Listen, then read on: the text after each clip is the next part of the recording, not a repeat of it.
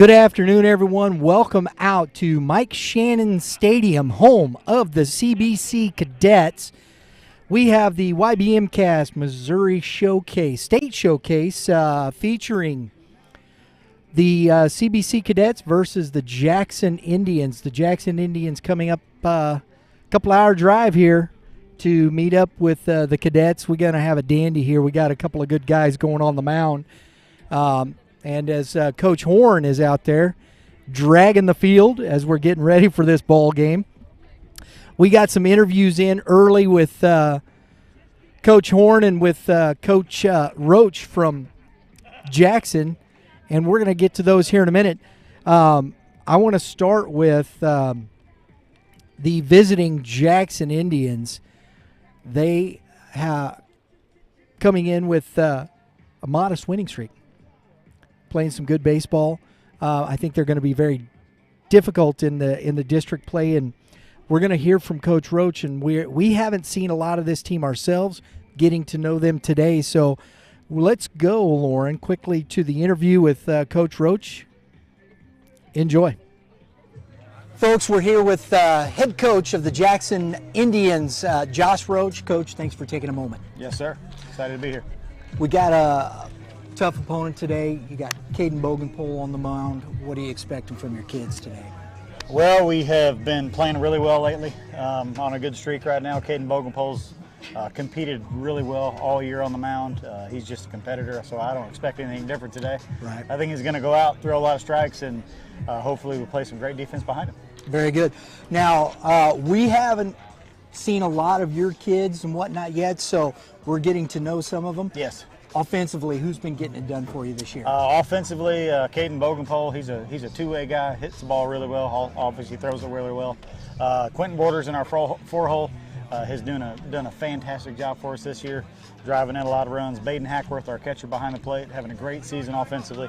Really balanced lineup. We don't really have many weaknesses in the lineup, which is just a blessing to have. You like that depth, right? It doesn't happen very often at the high school level, but we have been blessed, and pretty much throughout, guys are producing. When one guy isn't producing that day, another guy steps up. So very good.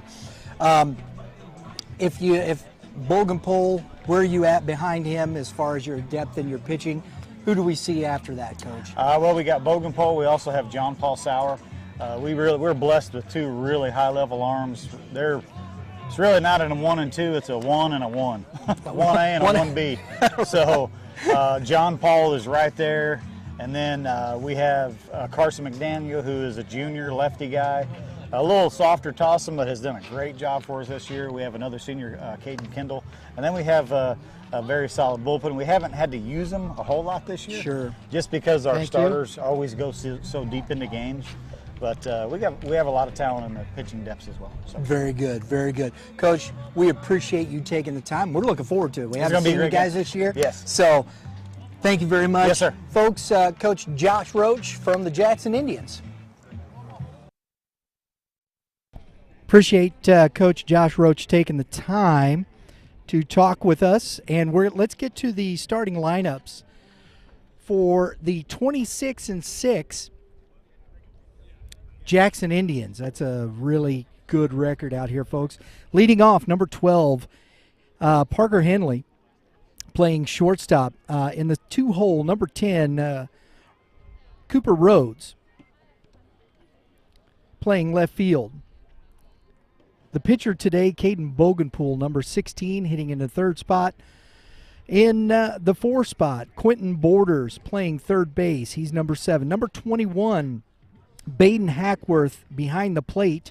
In the 6 hole, number 22, Steven Schneider, playing right field. In the 7 hole, Landon Watkins, playing first base. That is number 1. In the 8 hole, number 6, Jack Wyatt. Lauren, you think that's a baseball name, right? Jack Wyatt. Got to love that one, right? He's playing second base. And number 9 hole, number 5, Grant Dotson, playing center field. So that starts us off there for the Jackson Indians. So for the home team, CBC Cadets, we're going to take some time here to chat it up with great conversation with Coach Mason Horn. Lauren, if you got that queued up, let's go to that.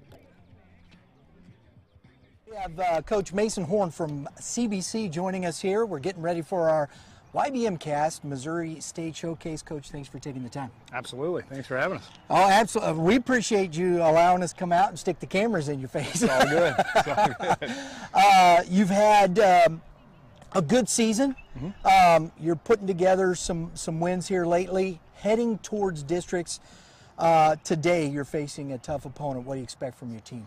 Well, I think we're going to go out and compete really well today. Like you said, we got a really good opponent today, so we're going to have to limit our mistakes. We're going to have to get some timely hitting, and we're going to have to pitch it and play defense. Pitch it and play. Tyler Weber going on the mound for you. Talk about this young man. Yeah, so a left-hander, he's going to be in the mid-80s, pretty good breaking ball. He's going to be on a short leash today. We're going to kind of throw the kitchen sink at him today, getting ready for districts. So, he actually is on an extended rest period, so kind of just want to get him back out there and get his feet wet again, and like I said, just kind of gear him up for next week. Very good. So some of the other pitches we might see today? Kyan Franklin. It's going to be kind of similar to when we played him last time. They're just going to see everybody. So kind of just depends on where we are in the game, of course. But again, we're just going to kind of, essentially get everybody ready for next week. You got, of course, Nazan Zanatello, Caden Peer. These two guys combined for 16 home runs, 63 RBIs. They're having a heck of a year. Yes, sir. Yes, sir. Yeah, it's pretty rare in high school to put up some of those kind of numbers, but it's just fun to watch. I mean, I just sit back and, hey, don't give them the take sign. Kind of fan it a little bit, right? Just get them to go up there and go to work. So, and your lineup been producing. Talk about some of the other kids who've been helping you in your offense. Well, I think you mentioned Nazan and Caden Peer, and I think Ryan Stevens has got to be right there in that conversation too. He's had a humongous year for us again, 30-plus RBIs, I think. I want to say 8 home runs. He's played really good defense up the middle for us, so Ryan Stevens has been a huge contributor this year. And then Derek Pitts, junior, out playing center today, but typically in right, and he's had a really good year for us as well. Really what sticks out with him is his defense. I mean, he can really cover some ground. He's got a great arm with some really good carry. And then Jake McGee over at first base. Everybody kind of talks about those big first basemen. Yeah, right. Hey, he can play it. He can pick them, and he's had a really good year for us as well. And then, Miles Berkey behind the plate, another senior going to WashU, who's just been solid. He's been solid for 2 years for us and does a great job, knows the pitching staff really well, calls a really good game, and just seems to get big clutch hits when we need them. You gotta love a kid like that behind the plate going to WashU. I mean, that's a high IQ kid. Hey, he's a lot smarter than I am, so we let him kind of just do what he wants to do, So, yeah, very, very intelligent kid and great teammate and really does a great job on the plate. Very good. Coach, thanks for your time. Do appreciate it. Good luck to you today. Thank you very much. Appreciate it. Coach Horn, folks. All right, folks, I want to thank Coach Horn for taking the time to talk to us. Let's get into the starting lineups for the 23-12 CBC Cadets. Leading off, number 1, playing third base. That's okay, bro. I messed up. Jake McGee in the 2-hole. Number 4, playing shortstop, Nazan Zanatello. In the 3-hole. Number 5, Caden Peer playing left field. In the 4-hole, Ryan Stevens. Number 8, playing second base. In the 5-hole, Tyler Ellis. He is the DH today, number 32. Number 5, in the 6-hole, Derek Pitts, playing center field. In the 7-hole, Kyle Byrne, number 23, playing left field. And then we have Andrew Felt, number 15, playing right field. And number 9, Logan Winkleman, playing second base. Number 12 in the pitcher today for the CBC Cadets, number 25, Tyler Weber. So Kevin's over there finishing up his lineup there. We're going to get him on the horn here. And are you on? I'm on. All right. Is Mitch on? We got our fellas here. Mitch, we got quite the Mitch, I'm sorry. It's okay. I'm next to you. Kevin, We got quite the pitching matchup here today, don't we, bud? Yeah. Tyler Weber from CBC, junior left-hander, big physical frame, 6'4", and opposed by Caden Bogenpool, one of the top seniors in the Missouri class. Big, strong right-hander. He's been up to 95. We saw him earlier this spring a couple of times and is impressed both times. We got a big pro scout turnout today. For a variety of reasons. We've got Nazan Zanatello for CBC, and then Caden Bogenpool for Jackson. So this is going to be a lot of fun here. Absolutely. Mitch, this is your kind of lineups here, brother. And the wind's blowing out. And Coach Horn told me yesterday, if the wind's blowing like this, that power alley, we may see a lot of bombs today. And Caden Peer, Nazan Zanatello, 16 home runs between them, 63 RBIs. Yeah. I've played here a few times as an adult, and when the wind is blowing out that direction, even this 10, 15, whatever it is, that ball gets up there where that CBC Cadet sign is. It will fly. Yeah. So we're going to see, and on the other side, boy. You wouldn't lie about him being a big boy. He's coming from over the left field side. Yeah. Well, and not only that is Bogenpool can swing the bat. Oh, yeah. And he's a good athlete. He's 6'6", but still runs a 6'7". So that's an elite level athlete for a man his size. And usually I don't say man for a high school kid. No, but he qualifies, right? That's a grown man. He's grown. It's like a 14-size shoe.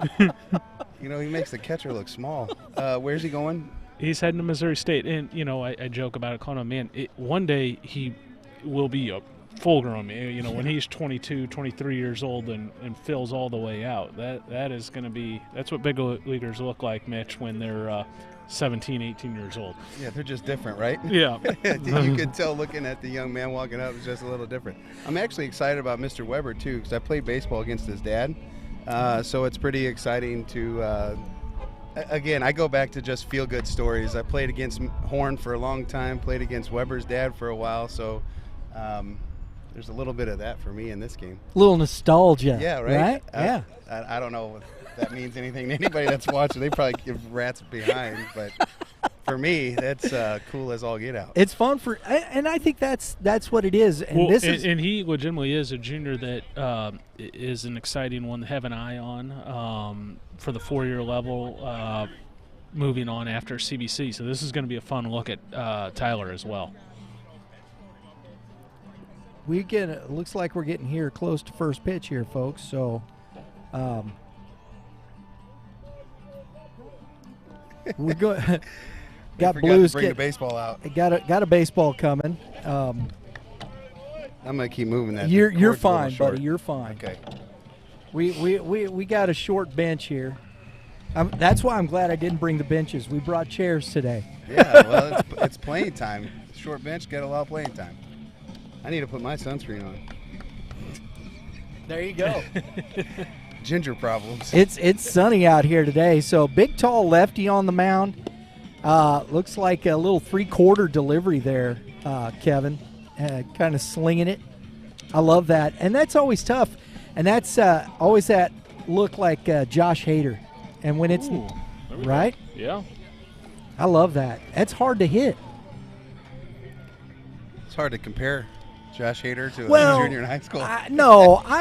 You know what I'm talking about. Well, you just wanted to bring up Josh Hader because you're a Dodgers fan and they just walked him off. So, well, that too, but nonetheless, he's still good. No, I'm just talking about the motion. That when you get a lefty that comes from that arm angle. No doubt, with the low slot, especially when we get those left-on-left matchups. Right. That's a tough look for a high school left-handed hitter who hadn't seen a lot of that yet. So you get that slider that goes that darts on that left side to the right-handed batter at the back foot. It's just hard to hit, even just foul off, just to compete for that pitch. It gets really difficult.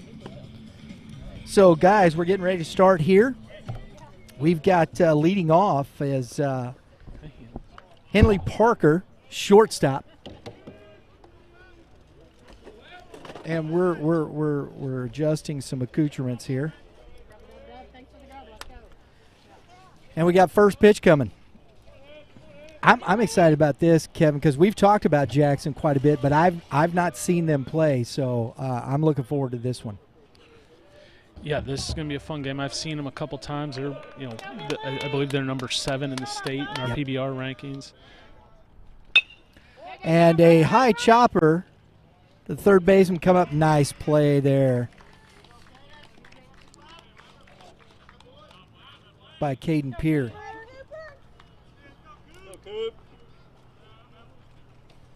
Good play by Peer there, cutting across the infield. That was a slow chopper, and had he let that get to the shortstop, probably safe at first. So nice play there, nice athletic play there by Peer to cut across that and take care of business. So we got number 10,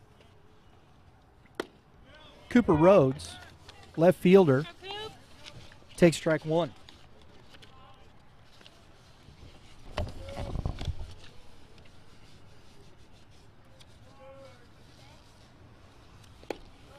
That's outside. 1-1 the count. And here's the other part of this, gentlemen. This is where I think the STL Sports does a great job with stats and things like this. We don't have much information on this Jackson squad because we don't have – the coach has the stats, but we don't. We don't. I was trying to look on Game Changer, but I didn't have the paid subscription to get in there. And that's a strike on the outside corner. 2-2. So we're watching this just as you are here, getting to know these guys. The lefty.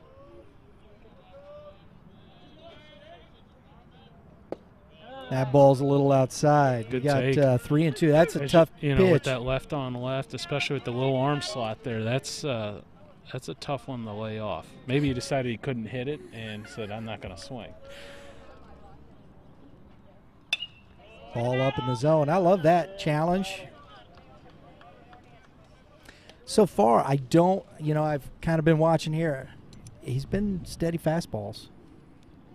Steady diet, which is, what you teach your guys to do early in a ball game, especially with no one on base. That might change if someone got on and Bogan pulls up.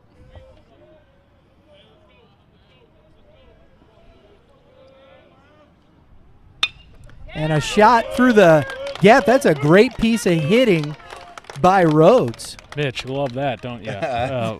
Finding the 6-hole there on the ball middle away with 2 strikes, just not trying to do too much and just I love every piece of that. Playing a little pepper with the left fielder. Right. Let your big guy hit a two-run shot right here. But the wind's going that way too, and again the ball flies, and it's just a good piece. So if you're looking here, this lefty, and especially the left-handers, you got to let that ball travel and just try and hit that way, right? Yeah, let the ball get deep, and that's exactly what Looper did right there.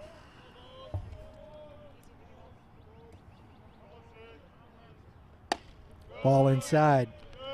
Rhodes at first base. And ball 1 to Bogenpole. This is the young man you don't want to leave something over the middle of the plate here. I don't want to hit him either. No, because he's on the mound.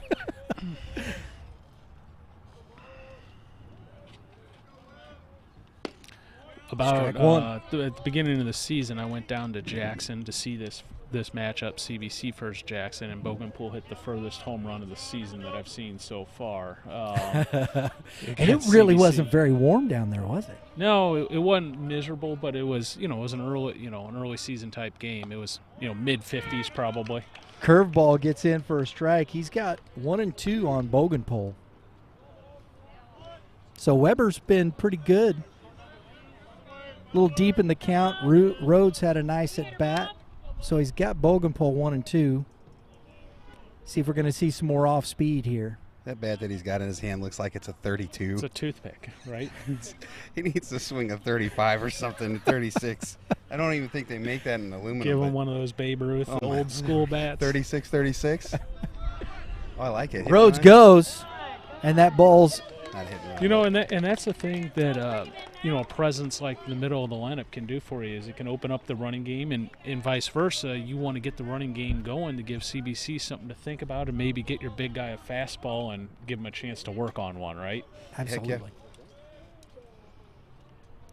So Rhodes at second with the stolen base. No throw as the ball was low and away. That ball's outside now. There 3 we and go. 2. So these one pitch, he got one out. Very economical, and he's been 3-2 to these last two hitters. I'm not going to give in still. I'm probably going to twist something here if I was calling this game. Oh, a swing and a miss, and the ball is dropped. A throw to first. McGee catches the Change up? Looked like a little change up, a little slower than his heater. It might have been there. So a swing and a miss and a 2-3 for the second out if you're scoring at home. What'd you Always catch good to there? score at home. Huh? What'd you catch there? Change up? Fastball? I thought it was a little bit of a change. I don't think it was a fastball. But it was up two, and he swung through it. I think it stayed up. And that ball's popped up on the infield. Peer under it. Makes the catch. And after the base hit by Rhodes, Weber takes care of business, and we're going to the bottom of the first inning with the score 0-0.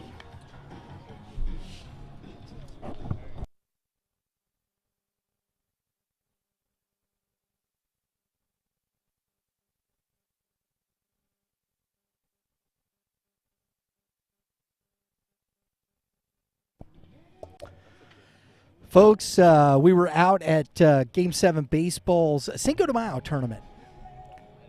It was a lot of fun this past weekend, and Game 7 is one of the premier youth tournament providers in the Midwest, covering Missouri, Illinois, Kentucky, and Tennessee. Game 7 Baseball has single A, double A, triple A major divisions, so you can find the tournament with quality competition to challenge your team.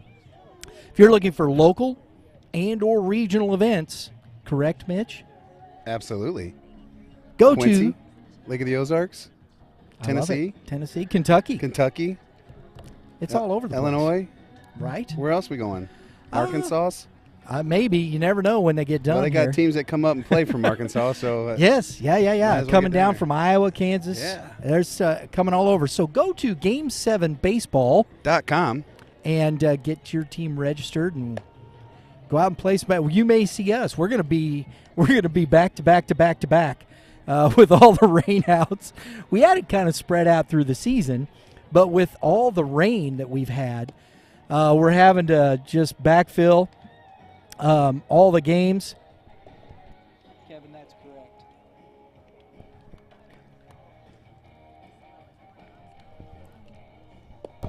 So we've been working these games, boy. It's just been tough to get out, but this weekend was beautiful. Great, Mitch. You and I talked about a great AAA championship game between the Rawlings Tigers, St. Louis Prospects. Go out and watch it.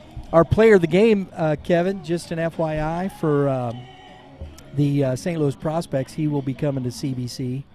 I don't know if he'll end up playing baseball or whatnot, but the catcher there, Mason Sabin, good little ball player. So it's always get richer. right. Rich get richer.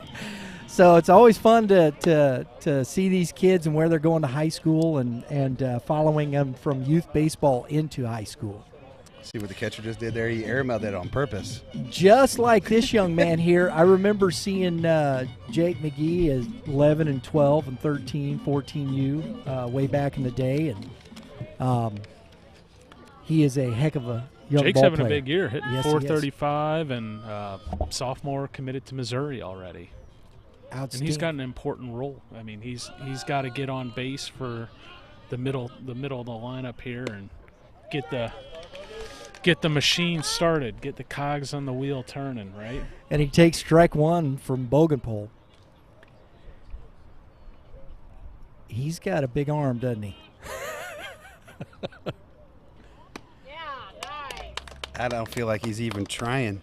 That's a serious fastball. Just go folks. smooth. Here you go.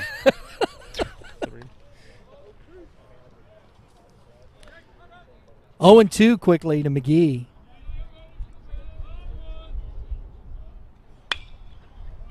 Fouled back out of play. And guys, tell me this, really, it's a challenge. I mean, when you see a pitcher of this caliber, you don't see it all the time. And then all of a sudden you got to match that intensity, correct? Absolutely. Now, CBC has a little bit of advantage playing in the MCC. They do see a lot of great arms. Each little ground ball back to Bogenpol. Nice play. Bogenpol, using every bit of that 6'6" reach there. Because pitchers are athletes too. 100%. Miles will tell you that he's the best athlete on the field. Pitched at Jim last night. You know what was tricky about that play that he just made there is that had a little topspin to it, and when it hit the dirt, it kind of kicked towards second base. I thought Mike squeaked past him. And the exodus to the batter side of the field here for Nazan Zanatello. It's always interesting watching the scouts for this young man. And, you know, Mitch, that adds a lot of pressure, doesn't it? You know, I do you think it does? Not anymore. I just think these young kids have so much more fun playing the game that it's exciting for them to get here, and they want to show off. Yeah. You know, it used to be you get a coach come up and see you, you'd get a little nervous. You know, junior college coach comes out and you get the cameras out, and it's like, hey, you know, they're looking at me, and then you start focusing on the wrong things. It's 2-0 to Zanatello. Gotta love those lime green shoes too, bro. Yeah, because you can't miss them. That's when you know. It was so funny. Curveball, swing and a miss. That's a good pitch. That disappeared. Yes, it did. And you know, and here's the thing. That. We were at the high school championships it. last year, and there was a guy. He was wearing bright orange shoes. Of course, that's me. I love that. Strike two. And I said, if you're wearing those shoes, you're a dude. You know what's right? funny? Yeah, it used to be if you wore white shoes, you were a dude. Yeah, you could only wear white shoes if you were a dude. That's right. Now it's like custom. It's hard to find black shoes. Oh, and just got under that, and the catch is made out in left field by Cooper Rhodes. You don't want to throw that one again because I don't think you're going to fool him on that again. He just missed that. He knows it. Yeah. Yep. He let that thing go and just sponge. And this young man right here, Caden Peer, is just as dangerous. 9 home runs on the season, 33 RBIs. He is swinging the bat well.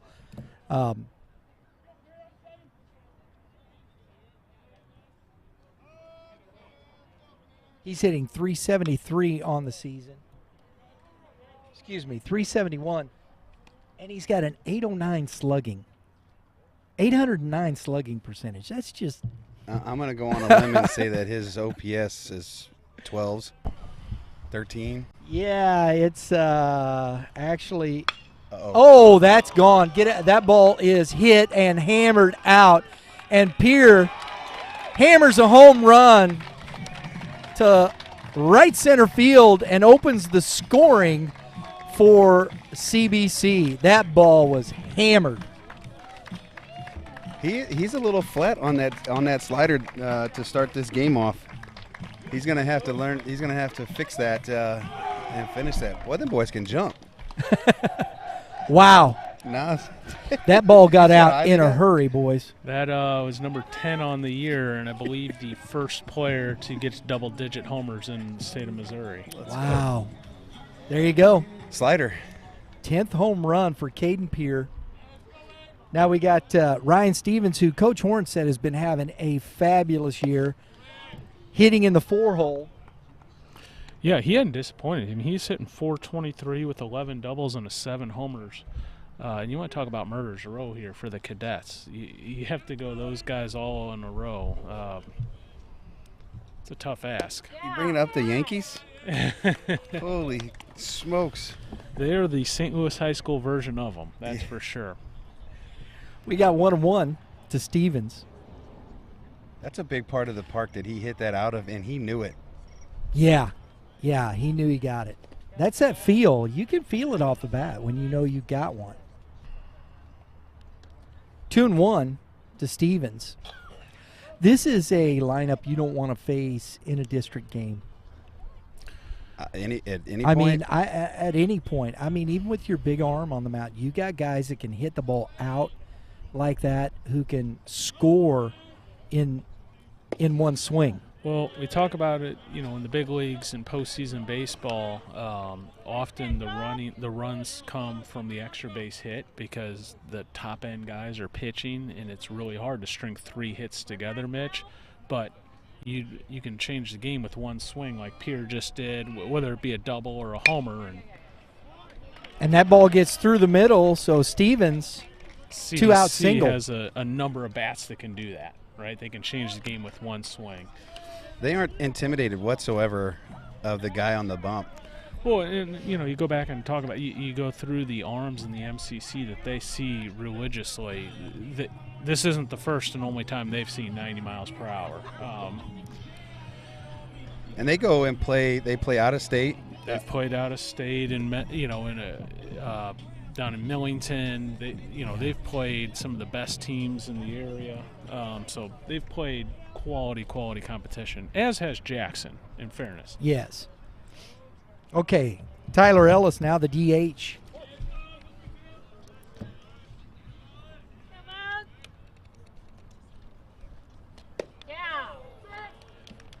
Tyler Ellis hitting .301 on the season. 19 RBIs. He's got 3 home runs as well. So there's a lot of power in this lineup. Stevens away from first base. And we got strike 1, the 0-1 pitch. And a snap throw down. Not in time. Like it. It might be there if he gets that baseball down. Yeah, Hackworth with a little better throw, he might have had him. But good awareness back there, good footwork, and throw just sailed on him on a touch there. You know how I feel about my catcher's first thing he did when he walked up to the game, shook the umpire's hand. There you go. Created a report right away. I like it. Game with inside the game, right? Yep. Has a look of running over there at first. He's going, and that ball's in the dirt, and no throw. So that is the second stolen base of the game. And Stevens is into second. And that is That's now a his 2-1 count. 16th stolen base on the season. He's 16 of 16, which tells me he hasn't run enough yet because he hasn't been thrown out. So Well, to keep on running. I feel like there's maybe 2 arms that we watched this year that can maybe handle throwing him out, and that's the kid from Webster Groves and maybe Mendenhall from South. Yes. And a fly ball to center field. And that ends the inning. Center field there making the catch, Brent Dotson. We're going to the top of the second inning with the score 1-0 on the solo home run by Pierre. Cadets. Oh, dude.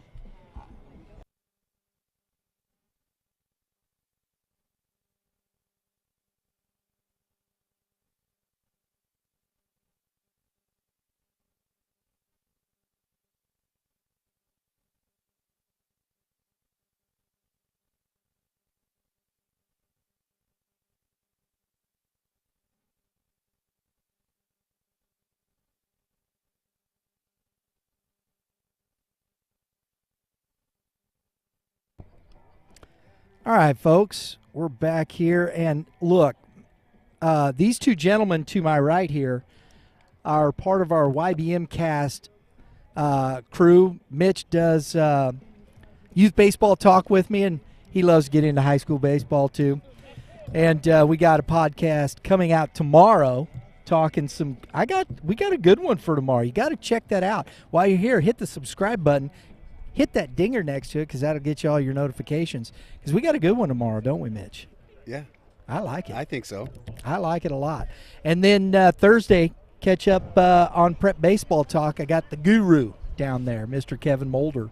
We're going on Thursday this week? Is that what you said? Well, the podcast comes out on Thursday. Yes. Okay. You threw me for a curveball. we I can't recorded. hit him either. We recorded on Wednesdays, and but it comes out on Thursday, man. Got it. Got it. So that's the way it goes.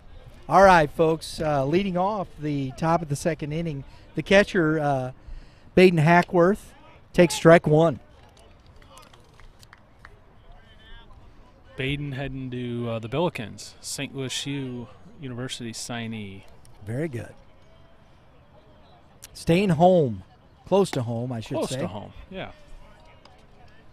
1-1 the count. Yeah, that's close. Jackson, is it in between Genevieve and Cape Girardeau? Technically, yes, but it's basically Cape Girardeau. Okay. It is just, exit not that it's before? the same city. I'm not trying to get myself in trouble, but it is one exit before, so it is right outside of Cape Girardeau. I believe they got a Drury there and a Dairy Queen, just in case everybody's wondering on that exit. 1-2. That ball stays up. Good take on that, boy. 2-2. Man, they're spitting on some tough pitches with 2 strikes here, Mitch. They got a game plan. A swing and a miss. Weber gets his second strikeout of the game. I've run down Highway 55 quite a few times. Between getting down to SEMO or playing at the Kappahaw Stadium, or Kappahaw Stadium. Kappahaw Park. Kappahaw Yeah, Park, thank there you. we go. Been down there enough. Charleston, all the way, playing Charleston's Montclair a little baseball. further- Yes, sir. Steven Schneider at plate Good takes strike pitch one. by Weber, Tropics are down there. catching the outside corner. Oh, yeah. That's where the Tropics are from. SEMO Tropics. We've been watching them.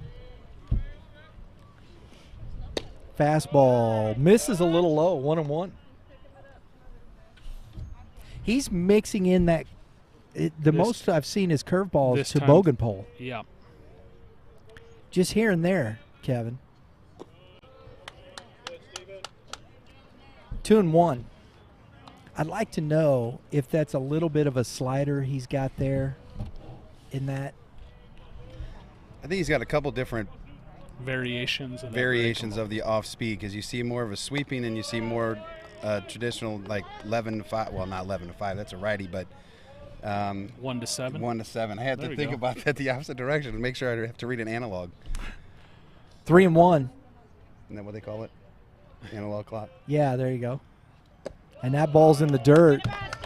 So Schneider works a walk with 1 out.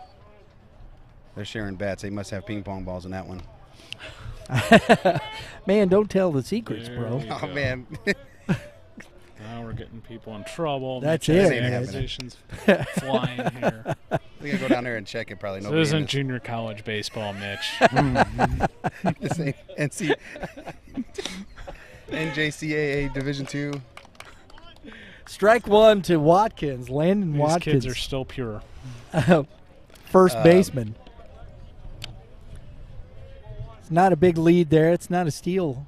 And a throwback. Oh, he got him wrong-footed, and he's out. Great move by Weber. And, you know, if you're the base runner, you cannot get picked off in that situation unless you're running. And my opinion, he wasn't running there. So Weber went up, and he took a jab step towards second and got picked. He should have had a jab step back, and you're safe, no pick. Got him on the back foot. Yes, it did. So Makes that pickoff That's- hurt yes, a it lot does. for Jackson. So you got 2 outs with 1 on instead of 2 on with 1 out.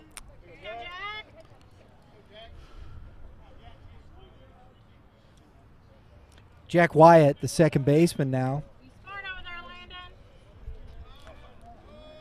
The Indians staying close to first, and I see that. Strike 1.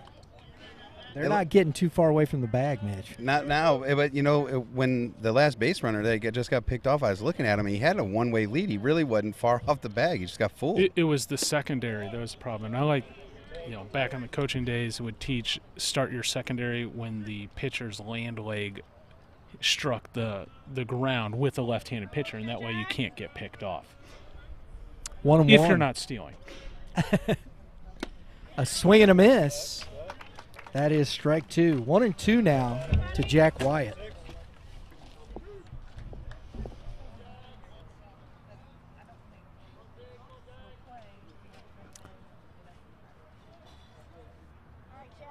I love it when a pitcher gets himself out of trouble, Mitch. Oh, there it is. That's a good change right Every there. time. Just got a piece of it and spoiled that. He goes out and gives up a walk, and then he goes and picks him off. He's like, yeah, I'll take that. Yeah. Hey, I did it. Might as well take care of business myself. He's doing it. I thought he was going to do it. Oh, and the runner goes, and that ball gets away from the catcher, goes to the backstop, and Watkins is into second base. I thought he was going to pick there again. It looked like he was going to start to make that move because he's moving just a little bit as he comes set, which, if they're looking really close enough, they might get him for a balk. But I thought he was going to pick. Yeah. He looked like he was leaning. 2-2, and a single to center field, and Watkins is coming home, and the throw is, just up the line. If that ball's a little more to the home plate side, I think he's out, Mitch. I'm going to go with he is out. I don't think he would have been out. That throw ran on him just a little bit. And with the throw home, Wyatt takes second base. So that was going to be close. We got a 1-1 ball game, gentlemen. I didn't think he was going to actually throw it. The way that he approached that baseball, I thought he was just going to kind of check up on that thing because he didn't really charge it hard like you'd like to see, like a, throw it. I really like this kid in center field, Derek Pitts. And that's another line drive to the second baseman, and he snares it. That is Ryan Stevens making the defensive play. That ball was hit well. But going back to Derek Pitts there, this young man, I saw him early on at Francis House Central. He's a player to watch. I really like this young man. He's got a good arm on him. Yes, he does. So Grant Dotson lines out to the second baseman to end the inning. We go to the bottom of the second inning. The score 1-1. The third baseman for Jackson has the flip glasses. Old school. Mike Shannon would be happy. Yep. He used to always talk about those in the broadcast, complain about the players today wearing like glasses that don't do anything. Yeah. All right, guys. Hey, look, Prime Sports Midwest. Gotta love those guys. These beautiful hats I'm wearing were provided by Prime Sports Midwest. So if you're looking for a nice hat that says YBM, you can get one from them. Why are you looking at me like that? Because I have one, not wearing it? Oh, you've got it. Yeah. I gave one to Kevin, too. He's wearing that nice gray one. Yeah, what is that? This is I'm representing Creekside Baseball Complex, our new facility over in Kansas City. Yeah. 6 turf fields. He's getting in the plug in there. Destination for high school baseball in the Midwest. Hey, that's good stuff. Was just over there scouting this weekend. There you go. Love it. Well played, sir. Prime Sports Midwest. Oh, man, we'll come back to them. That was just too good. I love that. Okay, leading off, the young man making that big throw is Derek Pitts. He's got good size on him too, Mitch. Yeah, he's wearing Ron Gant's number 5. Ooh, there's a nice pick look for you there. Ron Gant. You pulled that one out, didn't you? Well, he's a thick kid. Ron Gant was a big kid. Yes, he was. He had some guns on him. Mr. Pitts is hitting .355, a .440 slugging, and a .427 OBP, 12 ribbies, a home run, 5 doubles. In all due respect to Ron Grant, he was on a different stratosphere in terms of strength compared to anyone at this baseball field. That was a strong man. There's probably very few people watching that even know who he is. You never know. Never know. Ball 1. You gonna ask? 1-1. There he goes. If you ask late, it's tough to get that call in. It is. Mitch. Get that catcher with some awareness and just fire up and ask right away. Ball in the dirt. I always wanted to point, and ask. Like he might have asked him verbally without pointing in a direction to ask or something like that, because we can't obviously hear. His mouth's away from us. But right. I'm I'm right away. Yeah, I'm make a asking. gesture. Sometimes if you just point, the guy will make the call, which isn't the right move by the first base umpire. No. He should wait for the home plate umpire to ask. But I've seen it before. Yeah, that's unfortunate. 3-1. I've argued a few times doing that. Good take by Pitts. Ball just off the plate and gets the walk. So Shouldn't say argue. I don't argue. I just chirp. you chirp. Yeah, I chirped the first base umpire for doing that one time. Kyle Byrne I now didn't make it long. coming to the The plate. rest of that game. Kyle committed to Drury University in Springfield, Missouri. They had a nice little run, I believe, the last couple of weeks, right? Couple Yes. nice wins. Yes. Former Timberland player had a nice little walk-off hit Very good.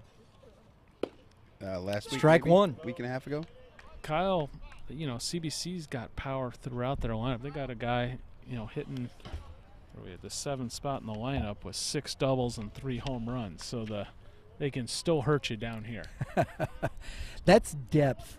We've talked about that. As even for a pitcher of this caliber, you don't get breaks. They have zero fear. That's part of culture being built, whatever you want to call it. They have zero fear going after these guys. But again, he's already said it numerous times. This is what you see in this area, in their conference, and the games that they're playing. They are traveling to play top teams, whether they go out of state. I know last year they went to a big high school tournament in Vegas. Yeah. And And did really well. Yeah. I mean, they're playing top teams in the country down there and competing. 1-1 pitch, a swing and a miss, strike 2. 1-2 now to Byrne. I met this young man at one of the facilities here recently. First time I'd met him and really enjoyed the conversation. With Kyle? Kyle Byrne, Big yeah. personality. Yes. He's a fun kid. Pitt's got a good lead over there, guys. He's not going. Takes strike 3 on the inner half of the plate. That was a really good pitch. I don't think he was expecting that. Kyle again. didn't like it, but I think that was probably there. That was a low inside pitch, and I think he might have been looking something else. And I agree. Too close to take yeah, to start. Andrew Felt now, the right fielder. good pitch by Bogenpool. Yes, indeed.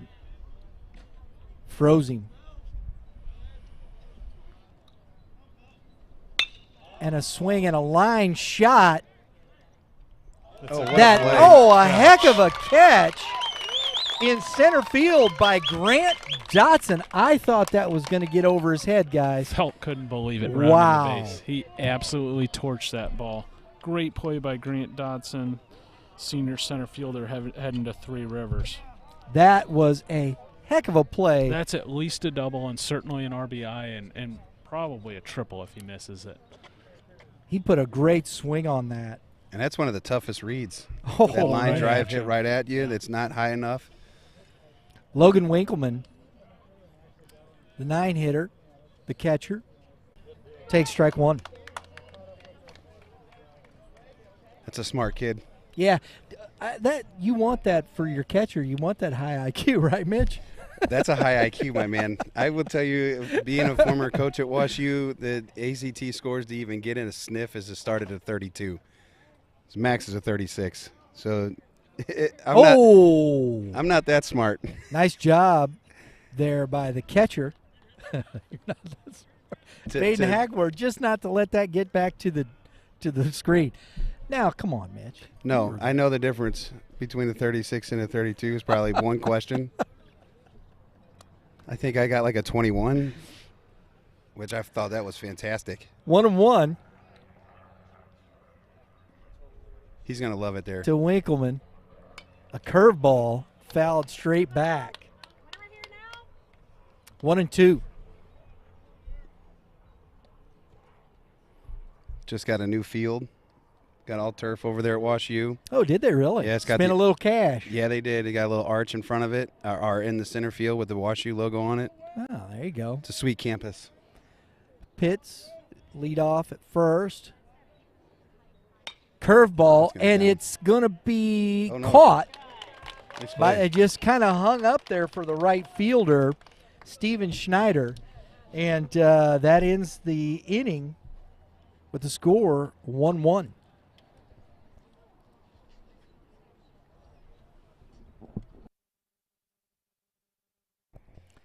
All right, I'm going to go back to my boys at Prime Sports Midwest. They're the premier local sporting goods store for baseball in the metro St. Louis area, carrying bats, gloves, helmets, clothing, and accessories for all your baseball needs. Prime Sports Midwest also has their own print shop to customize your uniforms and spirit wear for your club or team. Get your fanwear store set up. You've got one of those, don't you, Mitch? You got your fanwear store. Talk about the fanwear store. I actually have 2 fanwear stores. I've been working with Prime Sports on a different level on offering fun T-shirts and stuff inside the hitting zone, just selling branded material as well. So we have them for our tribe gear. That store stays open as long as we want it to, and you can order when you want. It'll ship when it's done. You don't have to wait for everybody else, and I think that's one of the coolest features that they offer is it doesn't have 2 weeks you wait, so if week 1 or day 1 you buy everything, you don't have to wait 2 weeks there and then 4 weeks to get it. So I really dig the process there at Prime Very Sports. good. There you go. So, folks, and if you want to go to the store, 1550 Ocello Drive, Fenton, Missouri, in Champions Village. All right, we're going to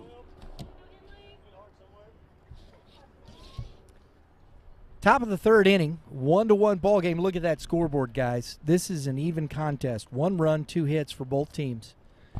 I was talking about it earlier in the game, and we're a week out from districts, and you might think, why schedule a game like this? I think it's phenomenal. You're playing a team that this is the type of, now they're not in each other's district, right, but this is a district final or even a sectional type game right here.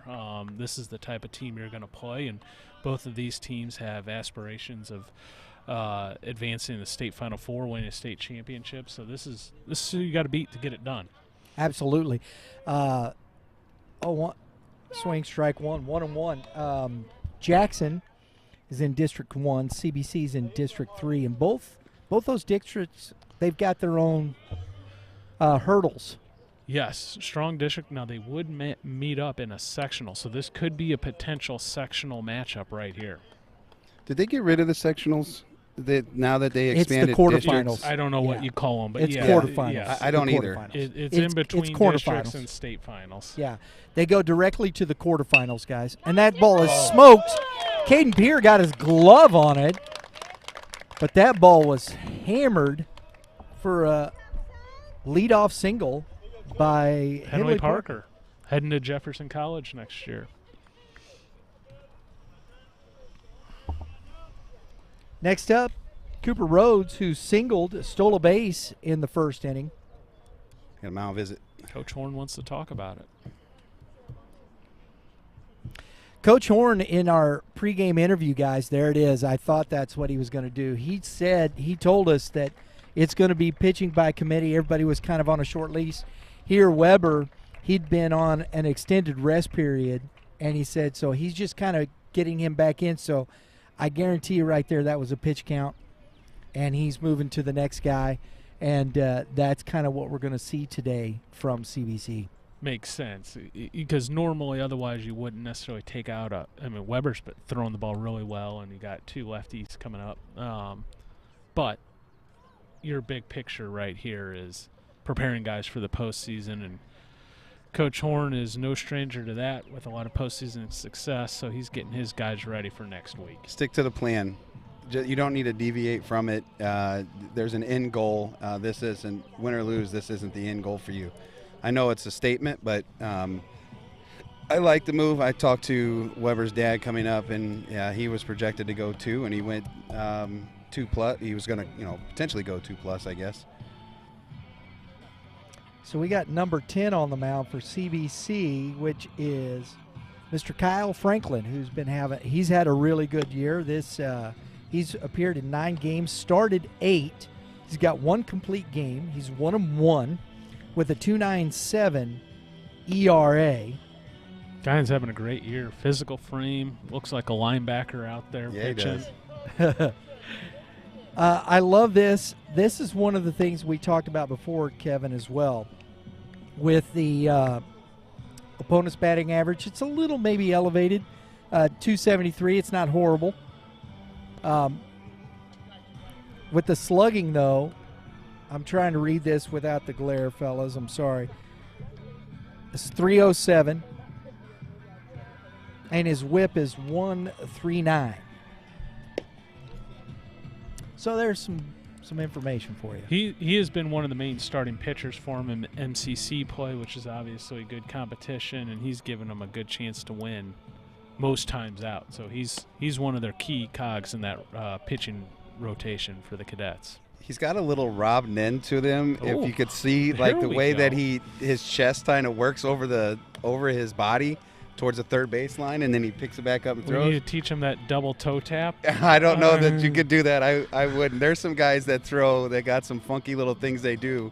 But can you see it a little bit? He's got that Yes. little bit of Yeah. towards third base. If you hit him with the toe tap, then it'd be for real. Can you name the teams that he played for? Giants was where he made his money. Yeah, and then the Marlins. That's right. Did he play with the Twins at all? Or am I No, thinking I'm Joe sure. Nathan? Joe Nathan was the twin. Cooper Rhodes steps in, Baseball reference. and First a pitch. swing and a drive and a catch out there, nicely done by the right fielder, Andrew Felt.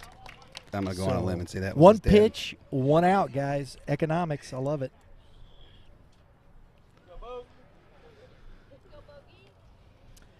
Caden Bogenpool now, trying to help his own cause.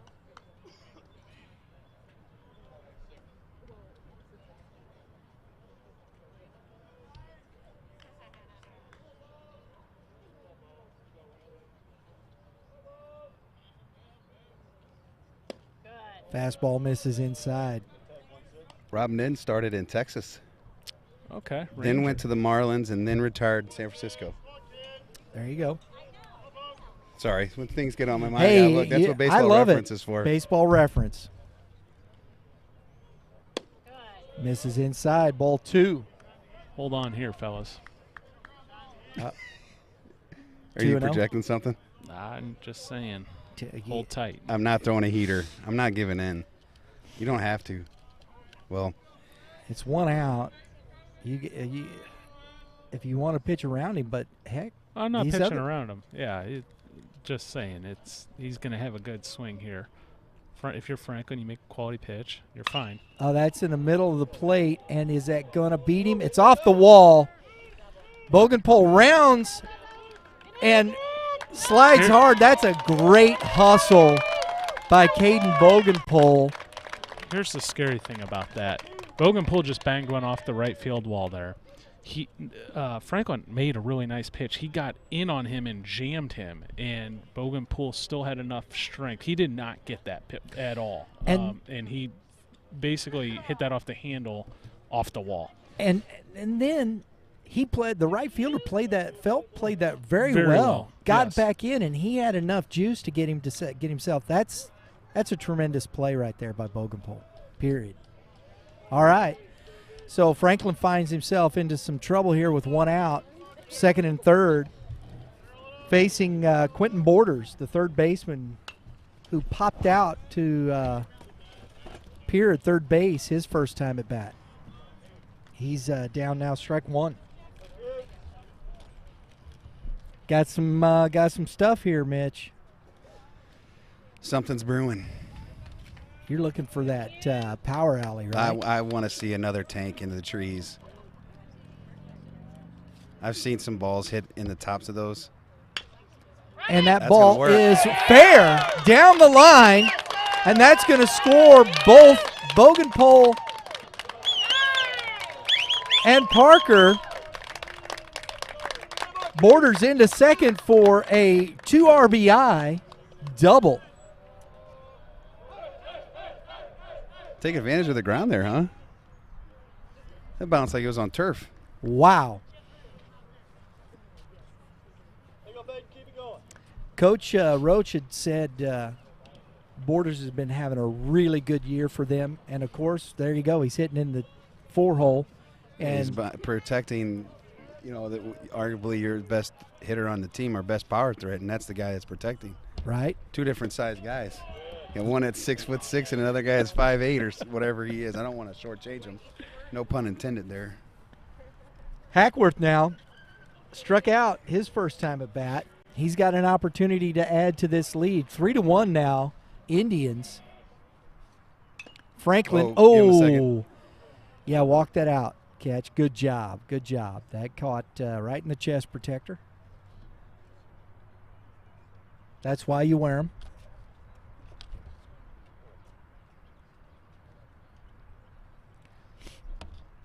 One on one. Like a champ. He's smiling.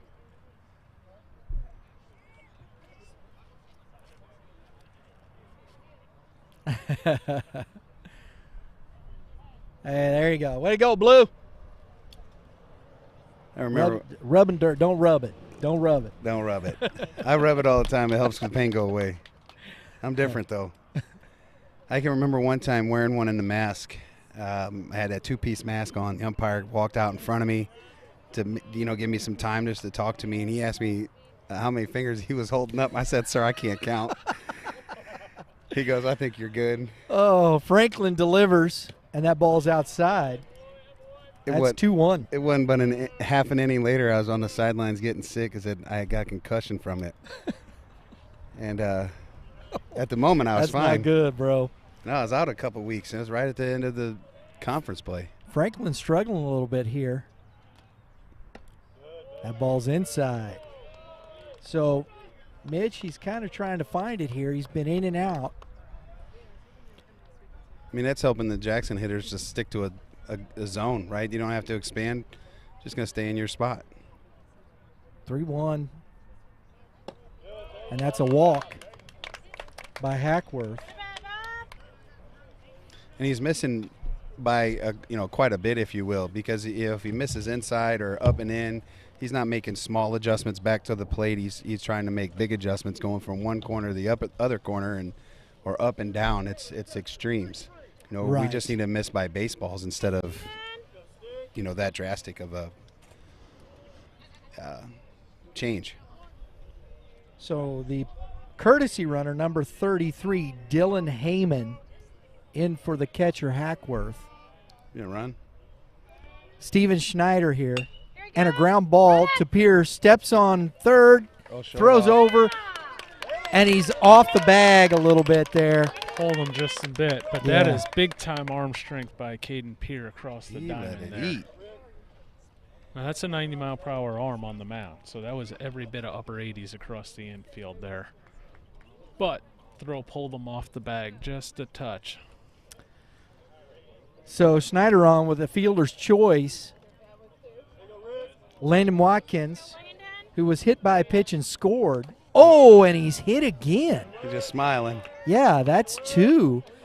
I'm guessing he is. I think he'd rather hit than be hit by pitch. I'm guessing he leads the team in hit by pitches. The way he just smiled. Right? Reminds me of watching Carson McCaleb. I think he's been hit like 13, 14 times for Timberland this year. So Watkins, who scored the first run for the Indians, is now on base again. And Grant Dotson, who made that heck of a catch in center field, is now up with the bases loaded, 2 outs. Franklin trying to find himself here a little bit. That last ground ball there to Pierre, the shortstop was trying to work the base runner. Pitcher went home and left him kind of dry. Had a huge gap there. They got a little lucky to hit it right at the third baseman.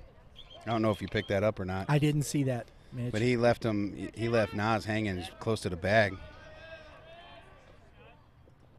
Fastball is Down down the line. It's going to be foul. McGee was hustling and couldn't get there. Boy, that was a heck.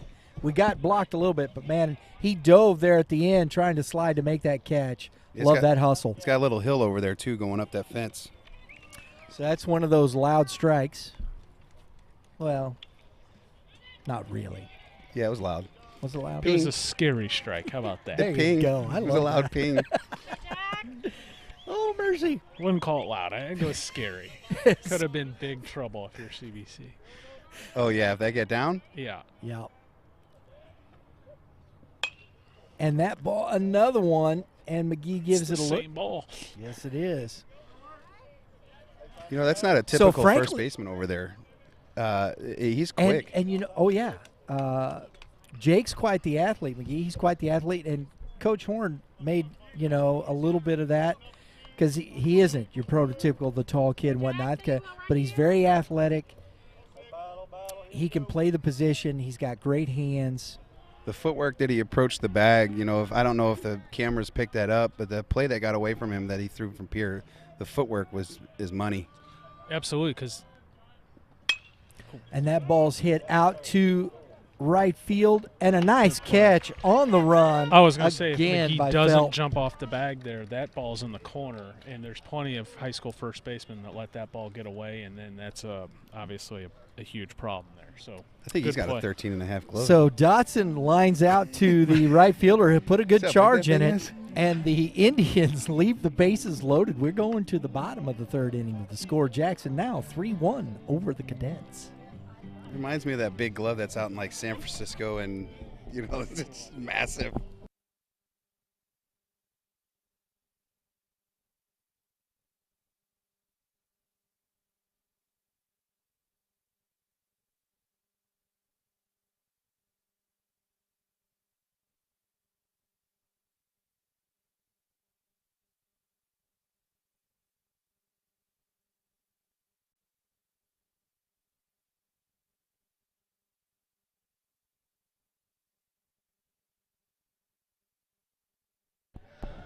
All right, folks, we're back here. Mitch, we're in the going to the bottom of the third here. What do you think so far? What are you seeing from these two teams? I think as advertised, right?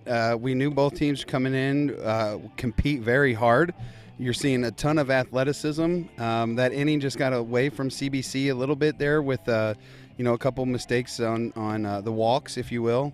But nothing really hit too terribly hard. Right. They just found the gaps, that little, hopper over the third baseman. That ball was hit hard but straight down and hopped real high. So, with the way Pierre is over there, he can probably make that play. So Right. sometimes you get a little lucky.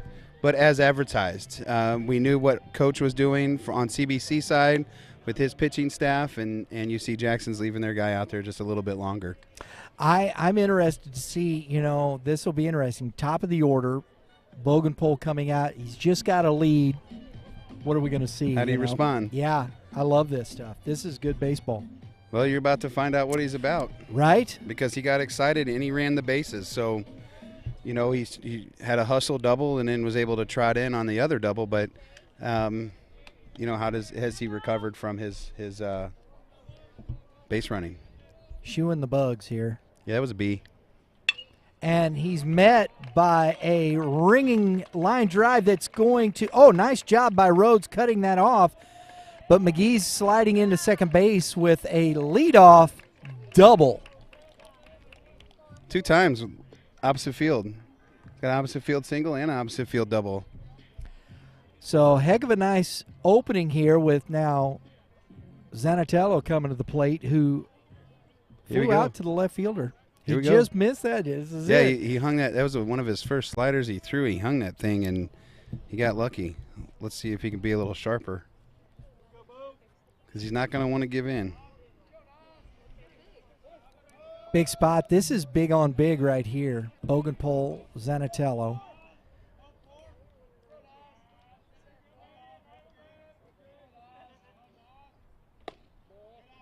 Ball inside, A few years from now, these two might be facing each other at the college ranks. right? And even a few more years after that, you might see them at the big league level. Well, they got the They got the size. talent. And, yeah, I mean, it's a senior in high that's- school with massive forearms. right? He's 2-0, and that ball, ooh, That was on purpose. was it? A little trickery. You do that, right? As a catcher, I meant to do You that. just airmail it. No, sometimes that works. You're not paying attention. You just kind of float it instead of come up gunning. It happens. Catch him off the base. Yeah, a little bit. It's weird, but it happens. You see it a lot in softball because the bases are smaller. Yeah. Long look by Bogenpole. And that ball's in the dirt. And a throw down. That's a nice throw by Hackworth. A pretty good arm there, Mitch. I think if he lets it go right away, might have a shot, right? Might have a shot. I thought he was going to. That base is open. Are you giving in here? No, you don't have to. He's already hit one out, though, so. Yeah, Pierre's right. You don't necessarily want to. Add another run? Yeah. Stay away from the 3-run homer. And there it is, a ground ball hard hit to the shortstop. Makes a nice play on that to get Zanatello for the first out of the inning. That ball was hit hard too, Mitch. Yeah, he didn't give in. No, he didn't. Doing off speed. He hung it, but he's been lucky twice. Look at him smiling. They know each other. Players know each other, right? And like we said, these are good teams. Henley Parker, that ball wasn't an easy play, Mitch. No, I think it. I mean, it's hit hard, but he looks like he's talented enough that's pretty routine. There you go. Pierre now, 1 for 1, another throw down, and it's going to get into left field. Now, how about that? Wow. Now, I've seen some back picks, obviously, see some guys get hit, and if anybody was watching the Detroit Tigers game last night, the guy stealing the base got hit in his manhood. Did you see that? Yep. I've seen a lot of things happen. I've never seen a bounce like that. Throwing error by the catcher. It went in left field. Yeah, I saw. Well, it kicked off the glove. That's why. It kicked off his glove, off the shortstop's glove. I saw it hit. That's such a weird angle, though, for that thing to take. You know what I mean? Anyway, it did. Because I saw it kick off. It kicked off into left field. That's behind him over there. No. I know. That's what I'm saying. It hit something to it hit the go glove. in left field, and that's such and a I think he weird kicked it angle. after that. Oh, gotcha. Yeah. And he's trying to get – I gotcha. 1-1. A swing and a miss by Pierre. He tried to tie 1-2. it. What do you think about the infield playing in? Well, you want to take away that run? That's coach's decisions. I don't try and second guess those things because no. I'm just saying so. If that's something you think, you're trying to cut down a run here. Keep it there because of the fact it's 1 out. This team is capable of putting up big time runs. Oh yeah, that could be a run later in the game that matters. Right. I could see it, and plus you still got to play the game, and so this might be an opportunity to work on something you might see in districts too. And a single down the line that's probably going to turn into a double. Yep. Another big hit by Caden Pierre. I love this kid here. His swing is so good. So Pierre now, a home run and a double. Maybe a cycle here. That's something we haven't seen yet. And an RBI so he's got 2 RBIs, home run, double. Oh, wow. I'm looking forward to this. Yeah, it counts for all the offense so far. Ryan Stevens now singled and stole a base in the first inning. Pierre at second base. Curveball, good pitch. What do you think of Mr. Pierre, Kevin? Wow. Yeah, it's an athletic swing, and he has a knack for the barrel, doesn't he? I love how you put that, a knack for the barrel. He's found a couple of them today. Yes, with he has. Ball in the deep center or right center field, and then a double down the right field line. Mitch and I were just speculating on a cycle. Ooh, okay. Well, he's got the toughest one to get still. Triple, right? Yeah. No, he could get. That's a triple easy down there with his wheels. He might be able. I thought he might have tried it on the double there. Yeah, because that ball did kick away from the right fielder. Yes, it did. Probably not far enough. Strike on the outer half. 1-2. I think he went in assuming, so shut it down. Yeah.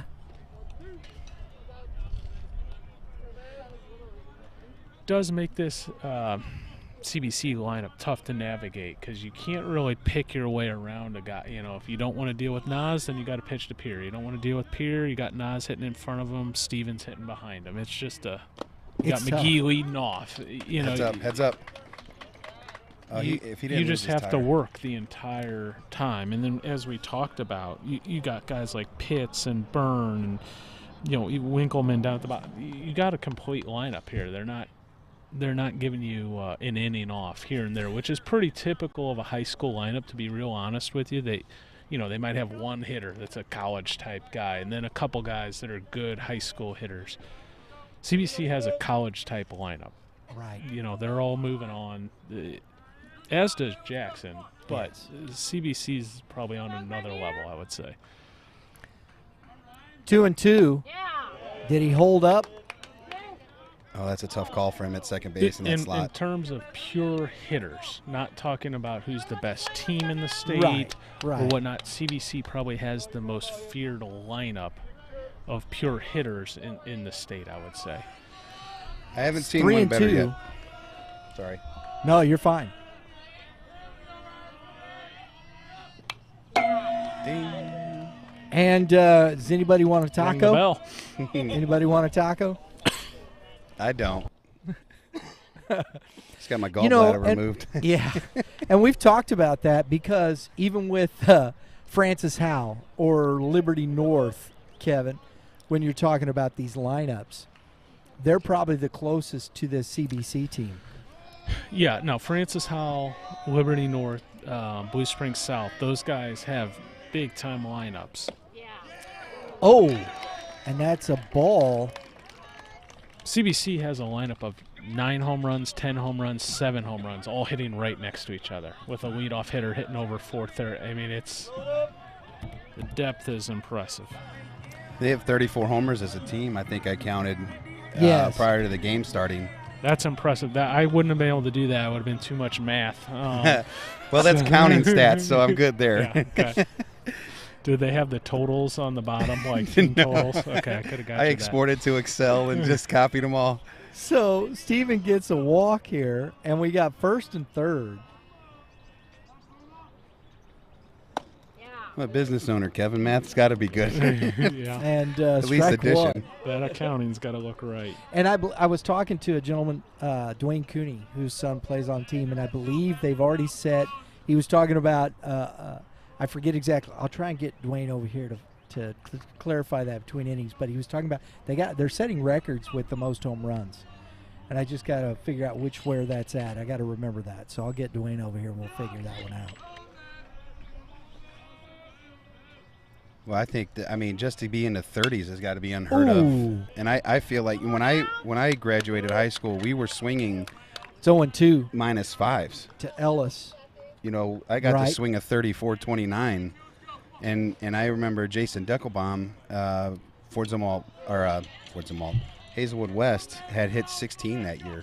Oh wow! And you're seeing guys with BB cores coming close to that. That's a great point. 0-2, one out, and he's going Stevens and a swing So and we're going to fouled straight credit back. the pitchers of that era how much greater they were than their stats actually suggested. Because they had a pitch in the -5 era. Yeah, they were craftier because I tell you, they weren't throwing this hard. You had 4 guys throwing over 85. The -5 era. It's like the steroid era of baseball. Yes. Juice ball. Yes. Oh mercy! Man, I'm telling you, they had some hot bats back then. Stevens going. No, he stays this time, and a swing and a miss. Good pitch by Bogenpole. Gets a tough hitter. 2 outs now. Derek Pitts, who walked his first time at bat. This young man has been swinging the bat very well for the Cadets as well, a junior.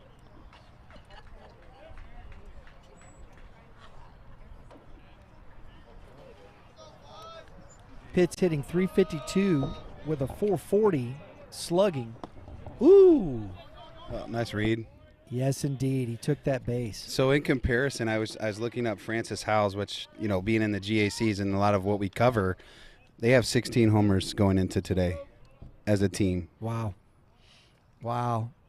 And I think that's one of the top offenses in this area. Absolutely. GACs. Absolutely, Mitch. That's amazing. Wow. And Norfleet's got 6. That tells you the power this team has up and down, as we were talking, and the bats. Just this is going to be a tough team when it comes playoff time, Mitch. And Pitts drives the ball in front of the right fielder for a single. Nope. And we got a 2 RBI, 2-out single by Derek Pitts to get CBC back in the lead, 4-3.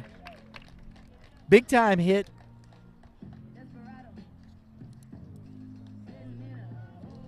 Love it. RBI, 2-out single. That's clutch, Mitch.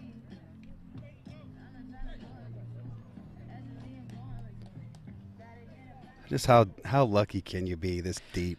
This is what's tough when you get into these things. Who do you pick for a player of the game? Everybody? It's like in football, you give it to the offensive line. You just give it to the CBC offense or the Jackson offense. Strike one to Burn. Mercy. And here's the thing. Guys aren't pitching bad. No. I thought Weber threw the ball well. Bogenpool, we got pro scouts up here putting guns up on him. He's 91, 93 today. He's attacking the zone. He's doing his thing. And a ball flied. Oh, man. I thought he got under that a little bit. That traveled. Rhodes out there makes the catch. You can tell how well the ball's carrying. That wind up there, it's not as bad on like where we're sitting, but it gets above them trees. It starts to go. So that ends the inning, but not before CBC cashes in 3 and takes the lead back 4-3. We're going to the top of the 4th inning. I didn't realize Jackson beat Edwards. Oh, yeah.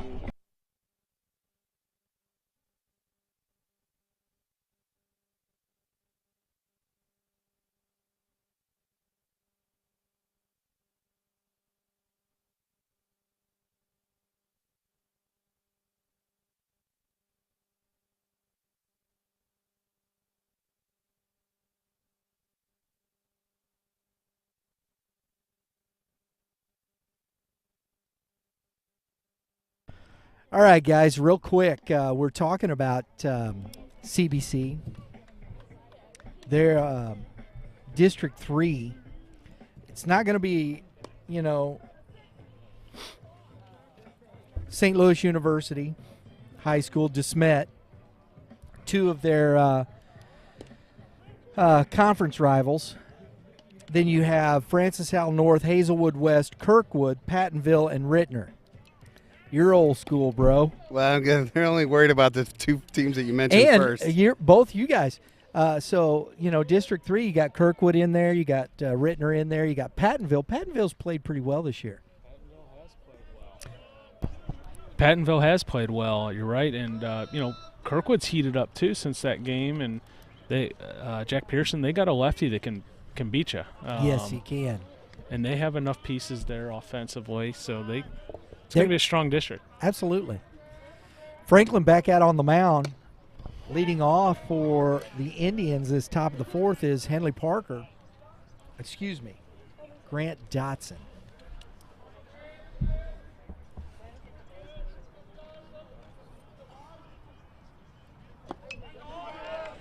He was committed to hitting fastball there. 0-2 quickly. Yes, sir. To Dotson.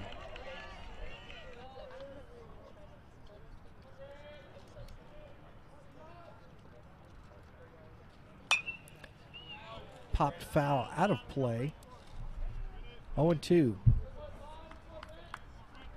I'm going to get a sunburn today. Are you going to get a sunburn? Yeah, I hope not, bro. Well, no, It's not real hot, but the sun is bearing down on us a little. But I need some sun, but I don't need some sun. Just need it in moderation. And a ground ball. Everything in Zanatello moderation, right? Comes up, fires over for out number one. Same thing as the Well, I'll say this. Ho-Hos and I Cupcakes. can't imagine there's a better, more arm strength on a left side of an infield than what CBC has with Zanatello and Pierre. That is impressive. Especially with high school baseball.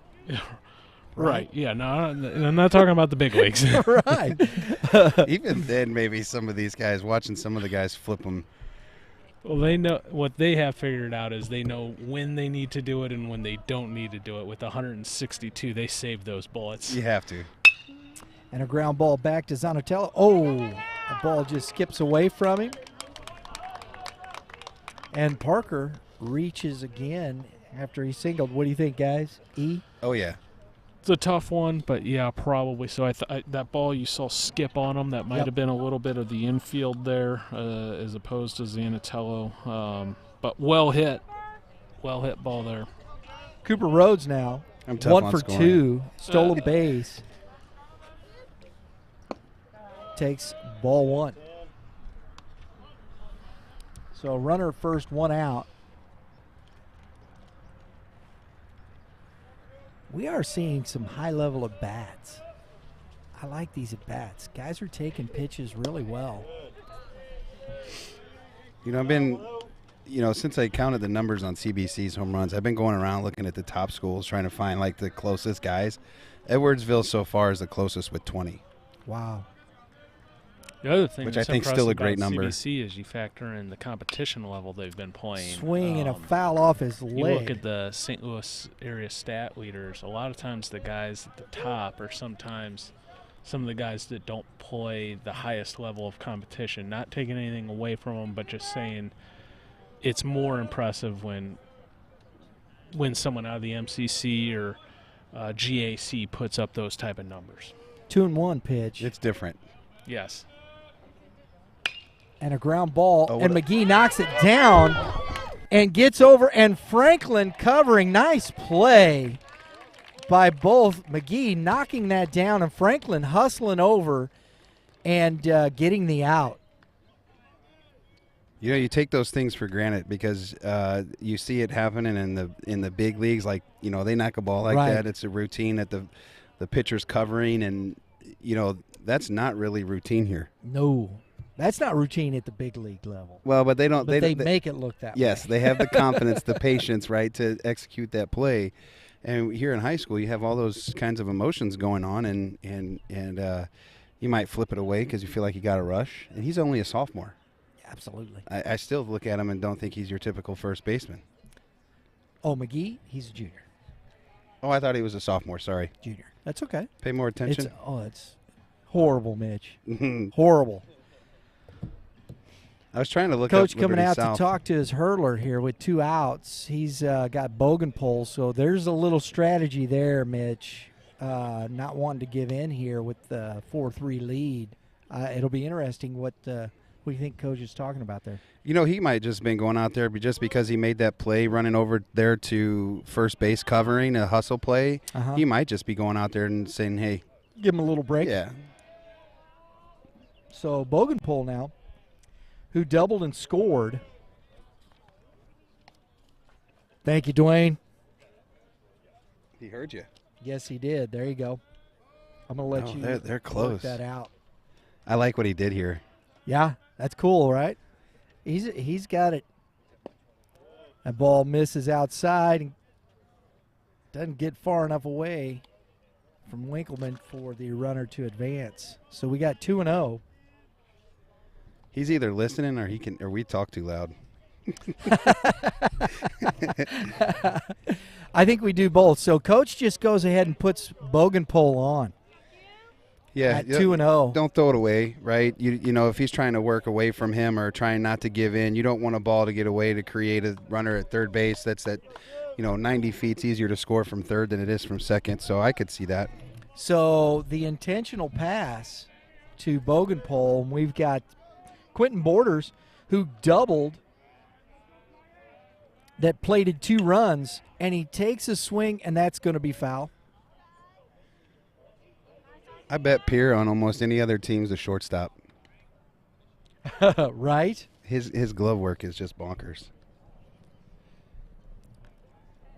Just got to text that Mr. Dearden was interviewed by MLB tonight for the week that he had. For those that watched the show, Justin. Is he getting big? Well, he had a great week. He had 500, hit like 4 home runs, 4 straight games, 2 grand slams. He's at AAA too, right? Yeah, he started off the season struggling big time. I mean, hitting 190s, low 200s in OBP, but this past week he's killing it. Franklin, and the runners go, and a swing and a foul. Again, Borders, boy, he's all over that, Mitch. Don't throw it. He likes that baseball in. He's already put a couple baseballs down there. There's your boy. He's a pull. Chicks dig the long ball, man. Chicks said I ain't hitting apple, baby. Give me some pull side. Yeah, that's how I got my girlfriend, pulling baseballs. Oh, mercy. See if he goes off speed here, Mitch. Nope. Challenged him up. Fastball up. Let me ask this question because I'm actually not 100% sure on this. If the pitcher comes set and he plays with this glove, opens it up to change the grips. As long as he's doing the same things consistently, you're not deceiving the runner. And that's the point of a balk, is about deception. So those things, that's what people, he's moving. Well, yeah, he does it every time. There's your wrinkle. Foul ball. Well, the only reason I brought that up is because he comes set, and he hadn't done that yet. He wiggles when he comes as he's coming set, and once he comes set, I haven't seen him wiggle. There you go. And so that's why I thought, was making sure I had that correct. And sometimes you get the double toe tap. As long as you've set that in place and you do it consistently, it's not a balk. But once you've established your motion, then you gotta repeat it. And a ground ball to Pierre. Oh, that kind of eats him up. That was a tough hop, Mitch. And Bogenpole is into third base, and Borders into second on the single. That's a do or die. That's a tough play. You see that in the high school level with some of the fields that they have, especially on that third base side. It gets close to that lip, and it gets a little intimidating because that lip might have a hop, and you saw that hop it just took on him. That's unfortunate. It really is. Both teams play on it. That's his third RBI today for Quentin Borders. He is having a day at the plate, Mitch. I got my 2 guys. He's 2 for 3. Him and Pierre are on my top list, even though Pierre just made that mistake there. I just think I think that ball kicked up on him. Yeah, it's a do or die. He's got to go get that. I think he probably tried to sit back on that a little bit to try to get the force out, maybe. Right. And a swing and a ground ball to the hole. Zanatella comes up and throws across, and a pick gets away from McGee, and Borders is going to score. Bogenpole scored ahead of that. Borders comes in and scores on the errant throw by Zanatello.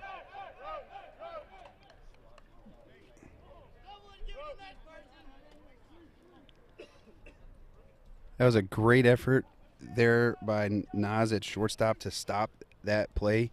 If he could do that over, I bet he looks at that third baseman and flips him because he had it. He had it. I thought that's where he was going. Just to one knee and a throw because Pierre had gotten to third base. And I think he was screaming, telling him to do it too, but that's a tough play. Being 5'8" over there, if you're a little longer, that hop's a little different. Ball 1. This Indians team, they put the ball in play. They're swinging the bats well. They're taking good at bats, and they're back up 5-4. And that ball's outside, 2-0. They do the stuff you need to do to win baseball games. They're putting pressure on you. They throw strikes if you beat them. And CBC has a couple of times. They've gotten some extra base hits, but they're making the other team earn it, and you can see why they win a lot of baseball games. 2-0 to Snyder, and he lifts the ball. It's a long run for Felt, and he's not going to get there. The ball's foul. They're matching punch for punch, though. Yes. Yeah, it's a prize fight, dude.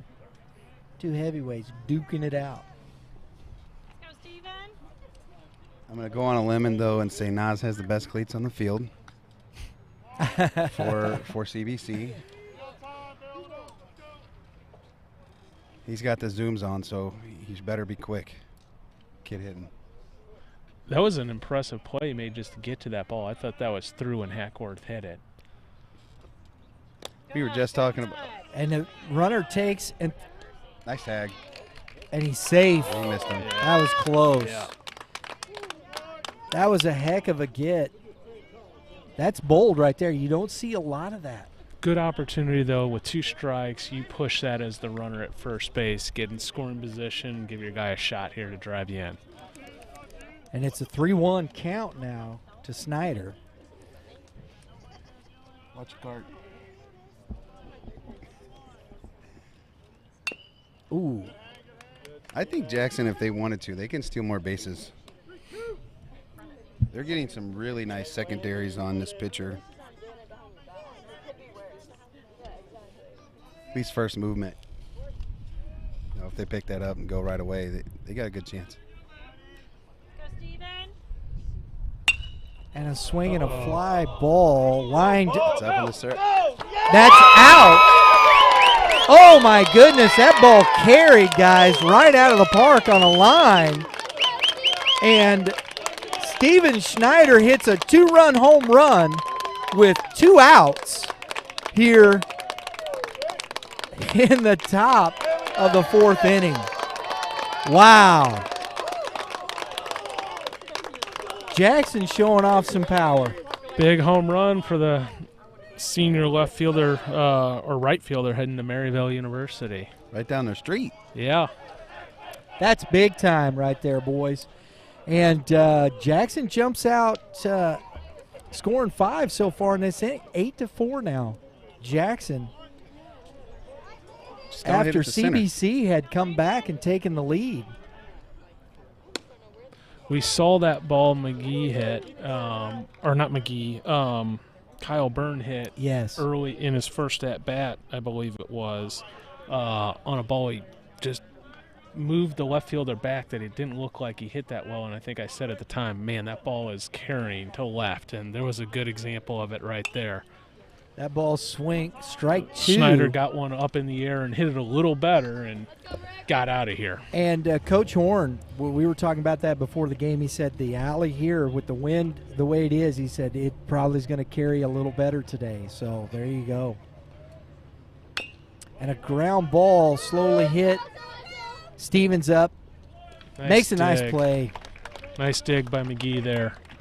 It does tell you this, though. This game's a long way from over, so hold on, folks. I come into this thing, I was thinking this is going to be, 9 runs total being scored. I didn't expect this one. Wow, here we go. We're going to the bottom of the 4th inning with the score now. Jackson 8 and the Cadets 4.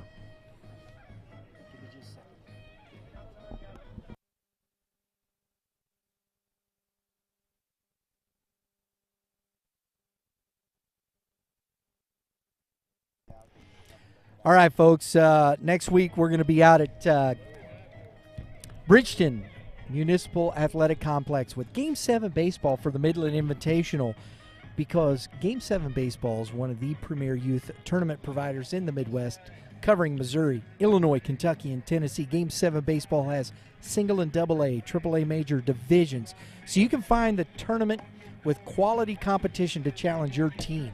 If you're looking for local and or regional events, go to Game7Baseball.com, register your team, and get signed up. And maybe you will be on the tournament wrap-up show. Maybe you just might be the tournament outstanding player and be in the contest to win a $1,000 scholarship. Our Super 7 Scholarship Award going on right now with Game 7 Baseball. We're giving out $1,000 at the end of the year for a 14U player.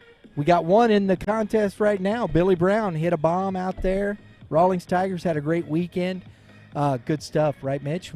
Speaking of bombs, Mr. Cooney come over and brought us some information, didn't he? Yeah, so CBC's home run record, he just gave me CBC's information. BB Core era, 29. All-time was 35. Andrew Felt tied 35 yesterday versus Oakville on a 3-run homer, and Caden Peer broke that record today with 36. There you go. 36 high school homers. Now the next step is finding out what the state record is here. for team home runs. There you go. There you go. All right. Leading off, Andrew Felt. You're going to look it up, right? No, I'm going to ask Dwayne because I think he's listening. If he's listening, he's got his ears to his phone, so I'm not sure if he's listening. We need to know what the state record is. Dwayne, if you can hear us. Ball one. So Bogenpole out for the fourth inning.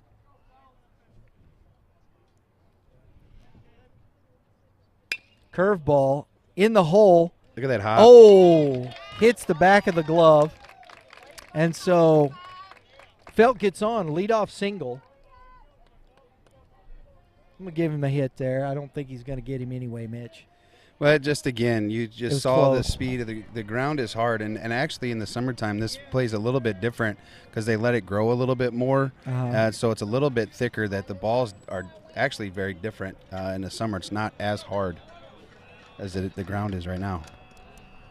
Because I thought that was going to be a routine hop for the third baseman to cut off, but it was not. Logan Winkleman lined out to right field his first time bat. That ball is straight back, knocks the hat off the old GoPro up there.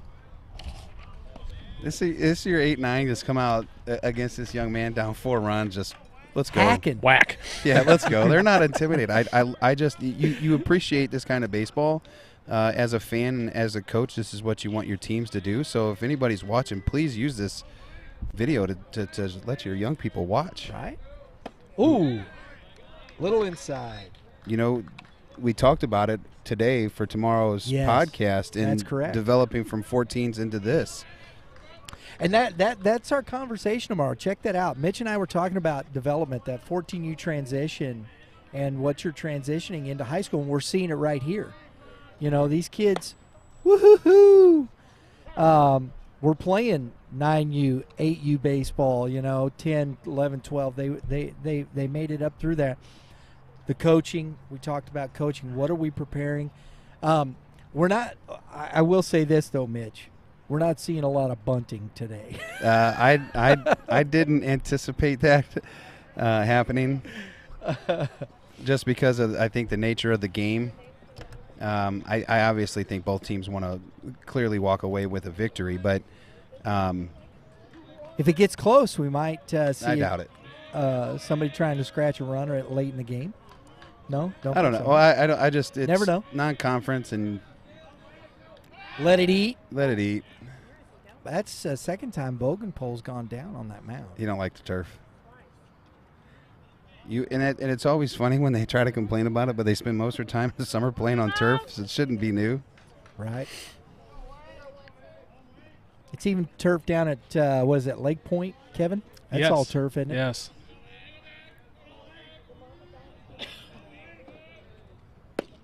Strike.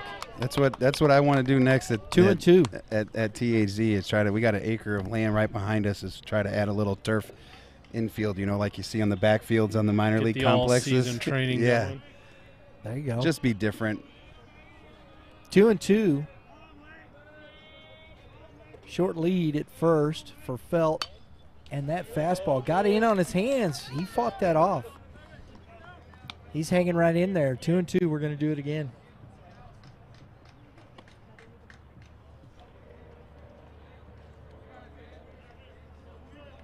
That fastball running in on your hands, that can hurt a little, too, even with the aluminum bat. A little? And he's old school right there, Mitch. No gloves. I like it. That's your catcher right there, bro. Yeah, I like it. And that ball's lifted into shallow. Don't give up on it. It's a tough point. Oh, heck of a play by Cooper Rhodes coming in. Called off the shortstop and makes a heck of a catch as that ball hung up in shallow left field. I like the way he talked there. Absolutely.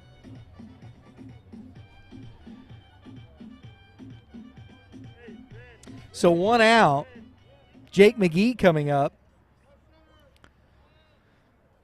McGee is 1 for 2, doubled and scored in the third inning. He led off the last inning with a double. So he went opposite field here. Let's see what he's got. Ball 1. Gone there twice. Now I got some really fun information. I found Missouri State's there you go, the records, home run records, and holy Sweet. smokes, Wait till you hear some of these numbers. All right. And I'm sure that some of these are in the -5 era, so I don't see BB core numbers. They probably don't make the distinction, I would imagine. No, Mitch. I mean there's some Ball 2. obviouses. He's out. Throw down, and he's safe. I think Coach thought he was out. Well, his hat went flying. That was close. You gotta love that. A lefty up too. Heck of a throw by Hackworth's got a gun here, bro. I like his exchange. His footwork is fantastic. I told you I wasn't smart. It's feet work, same thing. Well, whatever. He's got you have 2 2 of them. feet, right? That's right. Not 2 foots. Not 2 foots. It's feet work. I think it's right. You're correct. Not footwork. It's like feet work. Are you just trying to make me feel better? No, I'm with you. You know that box of rocks? Hey, baby, I'm not that guy. I'm that box 2 of and rocks. 1. It's I'm good feet at work. some things. I love it. Feet work. We're going to make a new trend, Mitch. Oh, and a Okay. bunt. Oh. You just talked about it. That was for a hit, There you though. go. That was bunting for a hit. Couldn't quite get it down the line. 2 and 2 to McGee. I like that. He's got good speed. You know, he's got Borders playing deep there. Try and sneak one down there, Mitch. Why That not? wind picked up a little bit.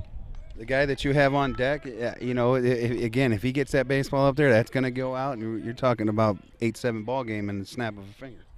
Exactly. It's a lot. These are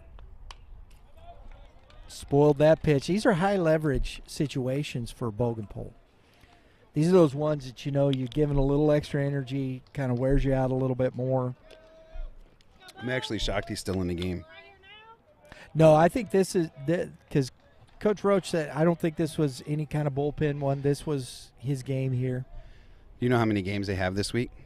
I don't. I didn't look. And a swing and a miss on the outer half gets McGee going down on strikes for the second out of the inning.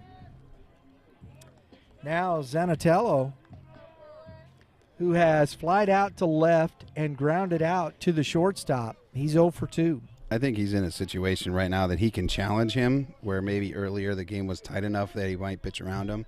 I think you're going to see the pitcher challenge him a little differently in this at-bat. Felt away from first. It's a short lead. Fastball is in. Is that a little fastball? You think that's a little change piece? Might have been a little change. Just the way that it's running. I change. don't A know little if it's ran in on him. Yeah, the way Or a the little catcher's two-seam maybe. catching it, or picking that baseball up down and glove side is I always think, it's hard to tell. Maybe a little two-seam takes a little off of it and it runs. That's four-seam up in the cheese right there, Mitch. make it look 2-0. dramatic. I love that ball's like up and away and the guy's falling backwards. Tatis did that the other day. I don't know if you saw that against the Dodgers. Get the little Juan Soto hop. Yeah. Oh, buddy. Strike one. That was kind of a I want to get a strike pitch. Yeah, and that's a take that earlier he was 3-0 and saw that slider, and maybe he was thinking he might get that pitch again, and so he Right. wasn't expecting it. So 2-1. situation, I'm staying on fastball there. Felt away from first. Curveball stays up. Couldn't quite get on top of that, Mitch. 3-1. Nas just looked down the left field line like he's going to put one out there. Hey, this is his opportunity right here. Slider. Stay on it away. You going to throw a slider? I'm going to throw a slider. I'm not going to give him something to crank, especially as the ball. And he did. Heater. Fastball. Wow. Heater. 3-2. We call that Louisiana. I blew by you. A little bayou. Wow. That's challenge. I love to see that, Mitch. I did not think he was going to throw it there. I That's didn't a lot either. of confidence in that young pitcher right there. Now the fastball Let's see. up a little bit higher right there. Yeah, he set that up, too, to be Yes, he able to did. do that there. And I think you actually throw it one more time. Yeah, you're getting in your catcher's just head kinda right here now. Creep a little up there. Just keep going up. Raise up the. But you got to, don't miss. Yeah, don't miss down, right?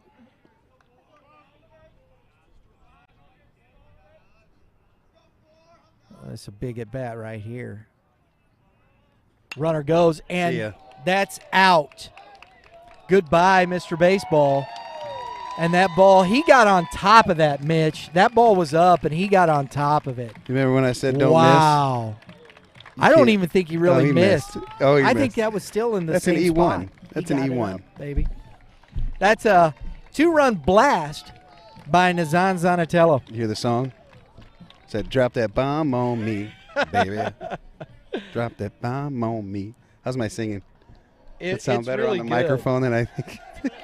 It's really good. Wow. Kevin, you saw that when you was over there filming that bad boy. So that's why they're here. That's why the scouts are here.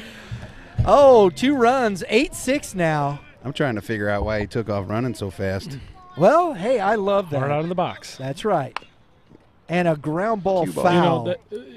That's an example of why the scouts are here. There are kids that can do that, but few that can run like him, throw like Right. him, have the explosiveness, and then still be able to run one out of the yard. So he's Now, a Mitch, 5-tool guy. or Kevin, we were talking. Do you think he missed, or did Zanatello just get on top of that? Because I thought that ball was still a little up. Yeah, but you're working with a nice lead here, full count. You don't No, want to start walking. So I No. think that was, Bogenpool's challenging him, and Yeah. Zanatello got on top of one there, and just Because I thought a he had good that hitter up in the zone a getting little to bit. a good pitch and running one out of the yard. I don't think you can fault the pitcher there at all. You got to be in challenge mode and Hey. go right at him. Exactly. Hey, I'm just saying on Because my this fella here Mitch is hitting go- has a homer and a double to his name as well. Strike. 2 and 2. I think about the previous pitch that he fouled off. Right. That ball was not higher than that pitch. You don't think so? No. Okay. But All you right, have fair video. enough, You fair have enough. video we go back and watch. That's the cool Yeah. thing about video is somebody's wrong and you can prove it. It may be me. No, I I've been thought it was up a little bit. better. I've been wrong I just already like that like 3 times. that he today. went after him. Yeah, we I talked agree. about Jackson playing winning baseball. Winning baseball is not walking guys It with a is big not. lead. We were talking Even about if they that going hit, in. even if they run one out of the yard, He earned even as it. good as Nas is, more often than not he doesn't hit a home run. Right. It's 3-2 here, folks. Curveball. Boy. That going to stay And to be fair? clear, Nas is about as good as it gets in the state. So I'm not. There is no slight on him. But no matter who's hitting, you Right. still challenge and you play the odds. No one hits 750, and so even hitting his 10th homer of the year. He was 0 for 2 going in this, and I know he had the hard ground ball a year, but he missed one. He was 0 for 2. He's got the best of them. The game was different. We talked about it going into that at bat. What do you do here? You got to challenge him. Absolutely. I thought the 3-1 pitch was going to get parked a little further. Yeah. He obviously swung out of his shoes. Strike 3. Yeah, it's all right, bud. But I like that he did not give in. Either guy. Yeah. Credit to Bogenpool. Just picked up a strikeout and got Jackson back in the dugout, and they still have a 2-run lead to their name. Very good. All right, we're going to the top half of the 5th inning. You ready for With some the numbers? score 8-6. Hey, let me get you. Let me Okay, get you sorry. there. Now, I'm Mitch is- excited about this. Yes, now Mitch is. I can tell. Mitch has been. It's a lot. He's been working on these home run records. Is that- So Mitch is going to. Hey, what? Oh, now you turn the mic off on me. I'm getting ready to do this here. Look at this. We won't come back to you now. I got this. No, I'm back. YBMcast. No, you turn the mic off. I'm getting ready to introduce you here with all this. Well, I had to and pick you my turn nose. the mic I off. had to pick my nose. You turn the mic off. YBMcast. Check us out tomorrow. Youth baseball talk. Most microphone back comprehensive off. youth. There it is. I can see now. And prep baseball talk. Join in on the conversation. All podcasts are posted on our YouTube channel. Youth Baseball Midwest, 3 p.m. Central Standard Time, Tuesdays and Thursdays. All this week. It'll be Wednesday and Thursday because we had our Game 7 wrap-up show today. Great contributors like these two gentlemen to my right, the guru Kevin Mulder, and right here Mitch Thomas from the Hitting Zone. Don't miss an episode. Hit that dinger, and while you're here, please subscribe. We love to have you as a subscriber. Then hit that dinger, because we've seen a few dingers here today. And Mitch has got now. Are you ready to go now, bro? I am. Not going to leave me hanging? No. All right. I was asking the guru who you brought on here because he is the guru if this was BB Core or -5 era. Okay, go ahead. Mansfield, which I have no idea Mansfield. where that's at. I think in that Springfield area, Southwest. It's working on your way to Springfield. Yeah. 59 in 30 games played. 59 in 1999. Or 2000. Wow. How about this? In 1999, 53. Oh, my goodness. We got Jack Wyatt leading off. I just want to enter a new pitcher. Hang on. Let me catch all the folks up here, Mitch. I am. Going to let Number 3 for CBC. Folks, so we this is all good. Is Ben Kern.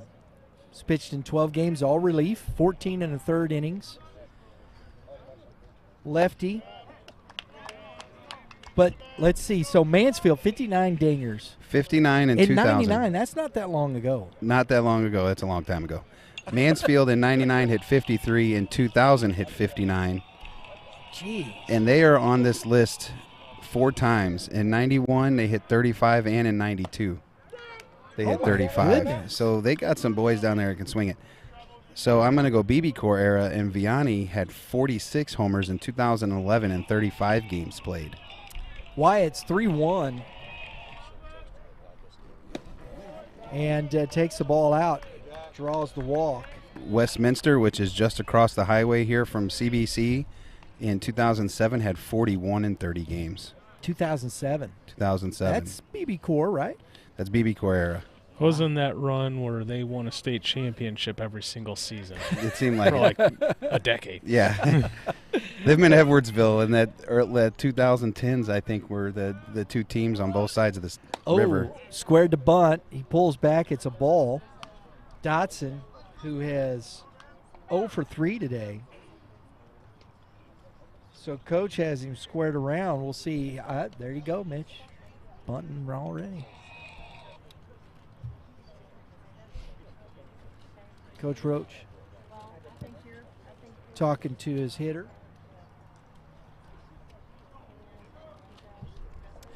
Haven't looked around. We got a pretty good crowd here this evening, gentlemen. Jackson traveled well. I'm assuming those are Jackson fans. There are some scouts out here today. That ball is up in the zone, 2-0. Yeah, there's a few dudes out here checking out some ball players. And why wouldn't you? They're all in one place, right? There's a lot of dudes here. And I don't mean, the gender. 2-1. No, we're talking Well, I guess I do players. mean the gender. Yeah, dudes. Jesus. I will say this. Jackson is one of the best fan bases in the Missouri high school. Runner goes. Athletics, a strike really, and a but throw, and they're he's in safe. One of my favorite places to get out to a game. Their community gets behind it. It's not surprising to see them travel well. They do a great job with their game day atmosphere, and it's probably the most fun place to watch a game in Missouri. So a stolen base by Jack Wyatt, and it was a good throw, but he got a great jump on the lefty on that first. He just picked it up, boom, he was gone. Just not enough, and it's 2-2. Ball's in the dirt. You've talked about it for a while here, Kevin, that's one of your favorite venues. They just do high school baseball right, and community definitely gets out behind it, and school does a good job putting on a game day experience. 3-2, and the ball's in the dirt, so back-to-back walks by Kern. And Jackson's not necessarily a small town. No, like a Charleston is, which is right up the road. I'd be lying if I said I knew their exact enrollment, but it's a 6A school. It's a big, it's a big school.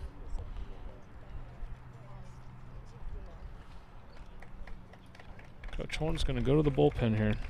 Well, you just plated 2, And I understand it's a bullpen day, but you come out and you walk the first two batters you face. Still playing baseball. Yeah, you know. Still got to coach it. That's not a recipe for getting yourself. You're trying to get back in this game. You put two runners on, and you're at the top of the lineup here, guys. So you're going to see Bogenpole, unless they can turn a double play. You don't want to see Bogenpole again with an opportunity to score. They intentionally walked him the last time around.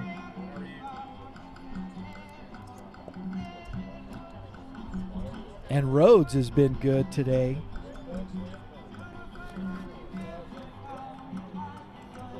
He's 1 for 2. Excuse me, 1 for 3.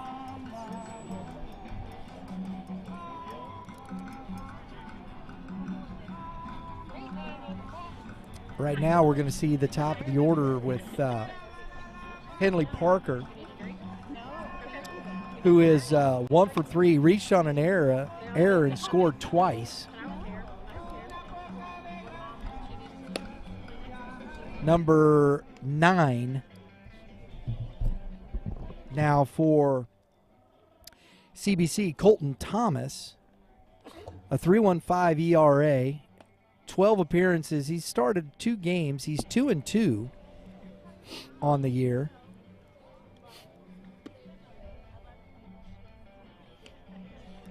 Colton Thomas, he's got 18 Ks, 7 walks.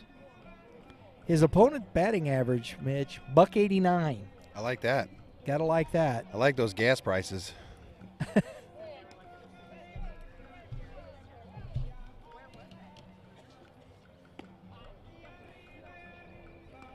So we're ready to go here. Henley steps in.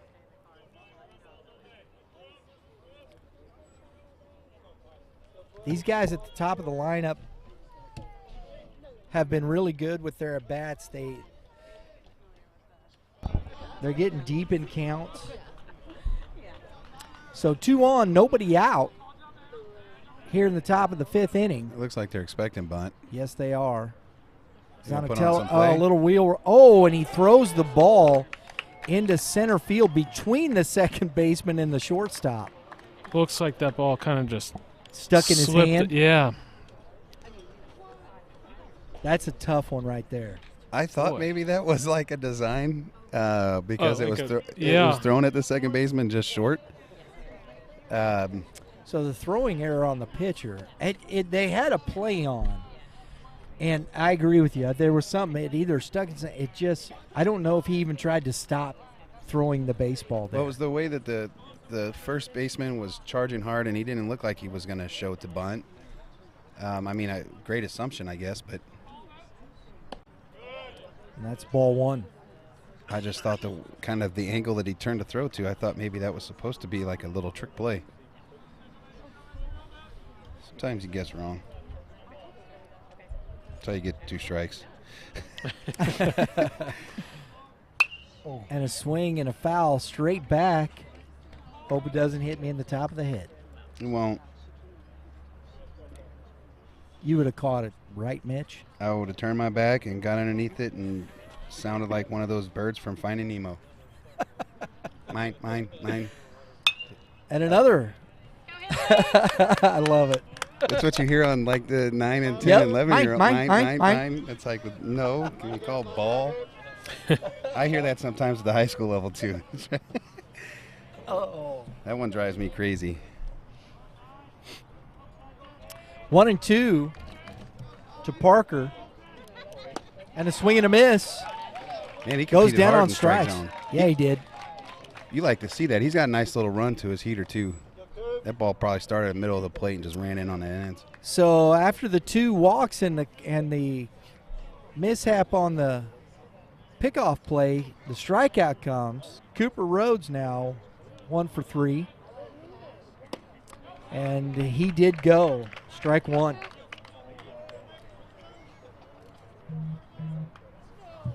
A little anxious by these hitters here, or at least Rhodes here on that. So you will now?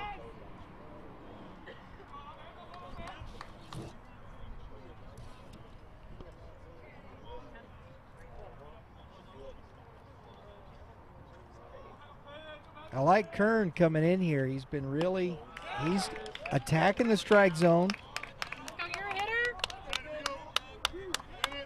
Or excuse me, Colton Thomas.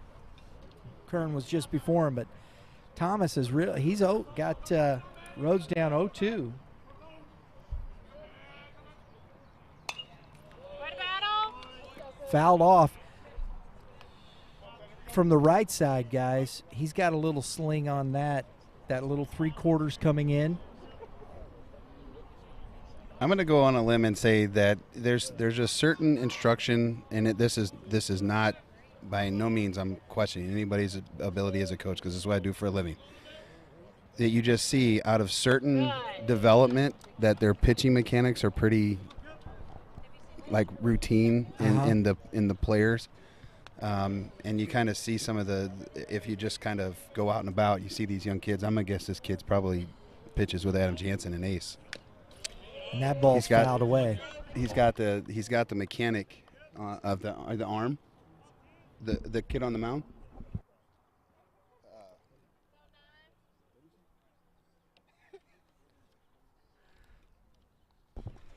We got it. But it just you could tell like the way that I have kids that finish.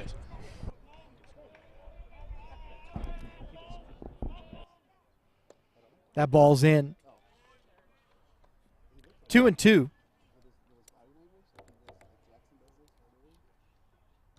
Making fun of him.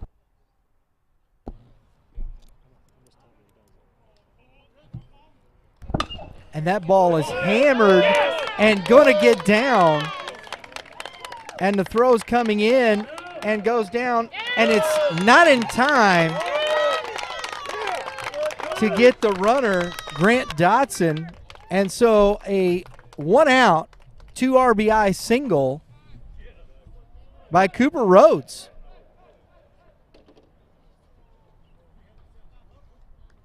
And he takes second on the throw home.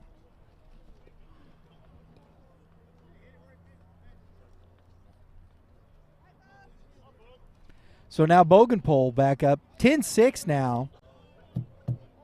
Jackson adding to the lead.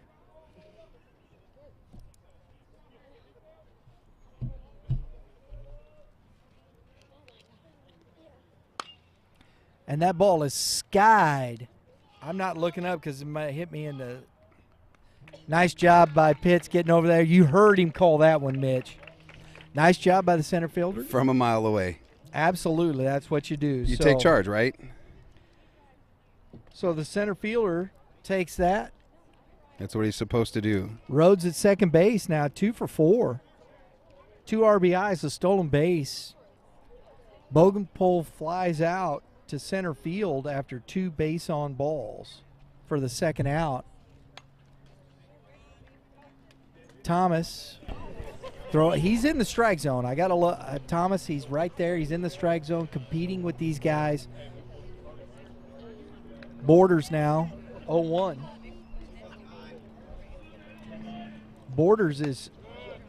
That's a ball. Borders is 2 for 3.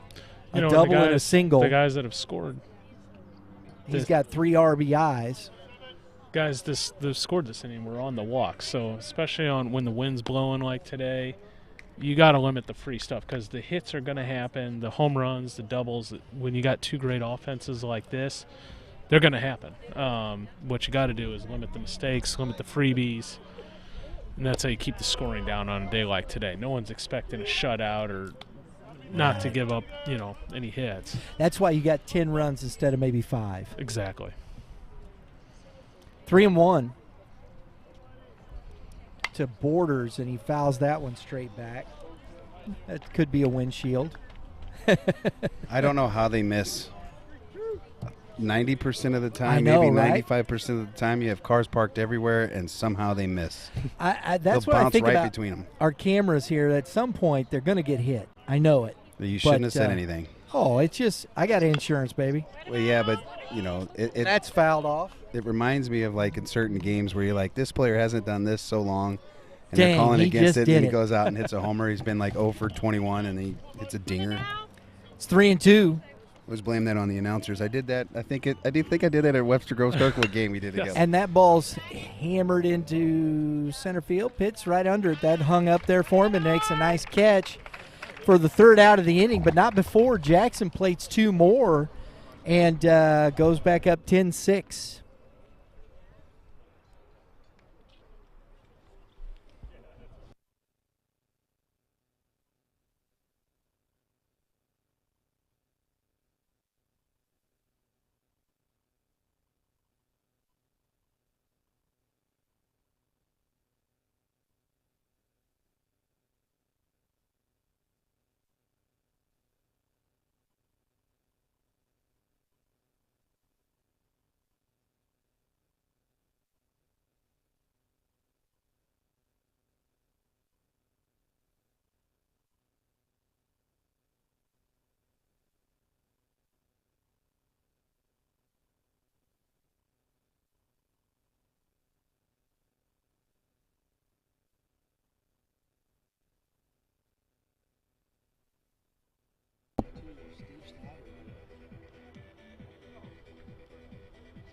So we got some changes in the field here. I have to see who that is. It looks like we got a new left because I think Schneider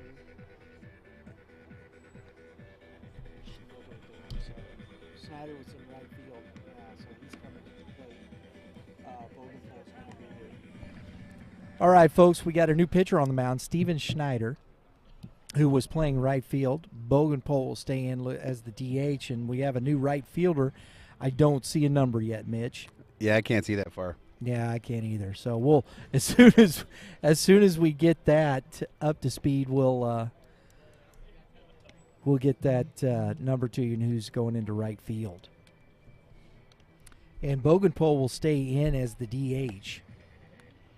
Love high school rules, baby. Keep your big hitters in. I feel like That's how it works in the big leagues, too. Shohei Ohtani was just in town. That's right. MLB pulling a play out of the high school playbook. they did that rule for Shohei. Yeah, One the guy. Shohei rule, yes. One guy. But he's worth it. Yes, He'll is. be in Dodger Blue next year, bro. You know that, right? 525 is their projected salary. I can see that. Million. Hey, how about That's a year. Although that's going to be interesting because I don't think it's a done deal. I just, you know. Well, you're a and Dodger everybody fan. everybody keeps talking about. I watch the Cardinals and follow the Cardinals. I just think they need to fire everybody in the front office. Shots fired. Yeah, Brian French, email at. Yeah, I'm just tired of watching. Productions, I'm just tired of watching these guys up and down, up and down. They got no identity. The Cardinals, they got plenty of talent, and I think it's more than just the guys on the play. Baseball karma. Yeah. You don't do that to your players on the forefront. You do it behind the scenes. I think that's why Ryan Stevens now, ball one. I just. That's a car. Oh, that did sound like a car right there. Got the hood. 1-1. Hey, I'm not afraid to. I'm a baseball fan. I look at that as the Cardinals. They're just what do I know? opinions It's anyways. just, yeah, Yeah. exactly. They're fair. I would say most of the St. Louis community would be on your side, Brian. Yeah. You know, you're starting to hear. But look. It has been frustrating, there's no doubt. I would say I'm not ready to punt and start playing for 2024. I can remember no. a World Series championship hangs when they were 10.5 out in mid-August, and they came back and won the division and ended up winning the World Series. So and I'm not talking about punting on the team. I think the team is fine. I think there's plenty of talent. The pitching is maybe a little. It needs to steady. Yeah. Yeah. Certainly, they have not performed well on the mound, especially. And that ball's in 3-2. I'm talking about. I think the front office. I think there's instability there. I think with the young guys, you never know. Up down. Everybody's up down, up down, up down. Everything. And there's no identity for the team. And I think that's the tough thing for a lot of these. I don't know why we send that ball, nice ground ball, short second baseman makes a nice play on that. That's what you call a grass cutter. Yeah. You know what? And that's a fair thing about the identity. But in fairness, you lose a Yadier Molina, who's Agreed. been behind the plate for as long as he has been, and even Albert Pujols, who came back last year. I mean, those are clubhouse stabilizers, and Waino was hurt. but just the presence of those guys, I think there is a transition. Even though you have, Paul Goldschmidt, who just won the MVP, and a Nolan Arenado, who's one of the best in the business. So you still have superstars, but. I think that's a great point, but I don't think Goldschmidt is a vocal leader like a Yachty was. He's not that guy. No. And I think that's a great point you made there, Kevin, with when you're talking about leadership and when you're talking about young teams out here like what we're seeing with high school, understanding who your leadership is and getting those kids, and it's lessons that you can learn from those things when you see them. No question. Did you guys by chance get an opportunity to watch the AJ Brzezinski podcast? I have not. That he talked about Yachty. He said when he played here in St. Louis for that half a season or whatever, he talked about Yachty being the coach of the team. Actually go listen to it, and when you think about it as a Yachty fan, you're like, I guess it makes sense. Oh, good curveball. 2-2 now. I'll say this: during the World Baseball Classic, which I absolutely loved, I watched as much of it as I could. Didn't matter who was playing. I obviously was rooting for Team USA and pulling for them the most. But my number 2 team was Puerto Rico because Yachty was the Ground skipper. ball. Oh, big hop. Off that lip. It was, wasn't it? Gets through for a 1-out single by Tyler Ellis. That's how they come up with the term "watch your lips." It takes a hop like that, man. Holy smokes! It's got teeth written all over it. I like talking about these types of things and just seeing the way what people. To me, it's not emotional. I'm just looking at things and being a fan of baseball. And when you talk about the Cardinals and the success they've had, how do they right this ship? Because I agree with you, Kevin. There's plenty. This team is not untalented. That ball gets away from the first baseman, and Ellis gets the bag. Nice job. I think it's been said here a couple times. It's identity, right? And you don't have it, and you look lost. I think it's baseball karma stuff. I think the last couple of games have shown the bounce back, and whether or not Andrew Kisner, the Wilson Contreras thing, is an issue. Andrew Kisner's been better as far as some of the pitch framing numbers from, if you look at Baseball Savant and stuff like that, Baseball Prospects, he's got better numbers. Yeah. Catching. And if you want Contreras' bat at the DH, it's expensive DH, but hey. Yeah, but there and always Pitts are. drives one to center field, and it's going to drop. Oh, wow, and gets by the center fielder, Grant Dotson. I love and this. Pitts is Oh, running here we hard. go. Oh, we got maybe an opportunity. Oh, coach is stopping him at third. Nice job. Oh, and he airmails it. You can't go. And he still can't go. That's right, Kevin. I love that. I heard Kevin go, and he can't go. Had he waved him, he would have been safe, even without that throw. But you don't know. Yeah, but that's a tough one. And with 1 out, in the way they're swinging the bat, you can't. Coach Horn makes the right play there, holds him up. Hindsight is 20/20. It's pretty easy to sit here. I should have sent him. Right, exactly. And he gets But once thrown that out. ball's up on the net, that's an easy play for the catcher to flip to the pitcher there holding, or vice versa, covering the bag. So would have been toast. An RBI triple by Pitts, and Kyle Burns swings and drives one foul. Oh, just missed. They're doing it again. I don't know if this is by design. You've seen Jackson quite often. Do they play in a lot with runners at third base, no matter the situation? It's the analytic part of it. You see this in the big leagues now. They play in on everything. Yes, I have seen them do this. Oh, and that ball gets away. And Reed. Pitts, Gonna be good close. read, and it's going to be – and he's safe. That's a heck of a jump by Pitts. Good read. Good instincts by Pitts, because the catcher-pitcher combo there did a good job of running that ball down, getting there, covering the plate. But Pitts with a great read and got in there safely.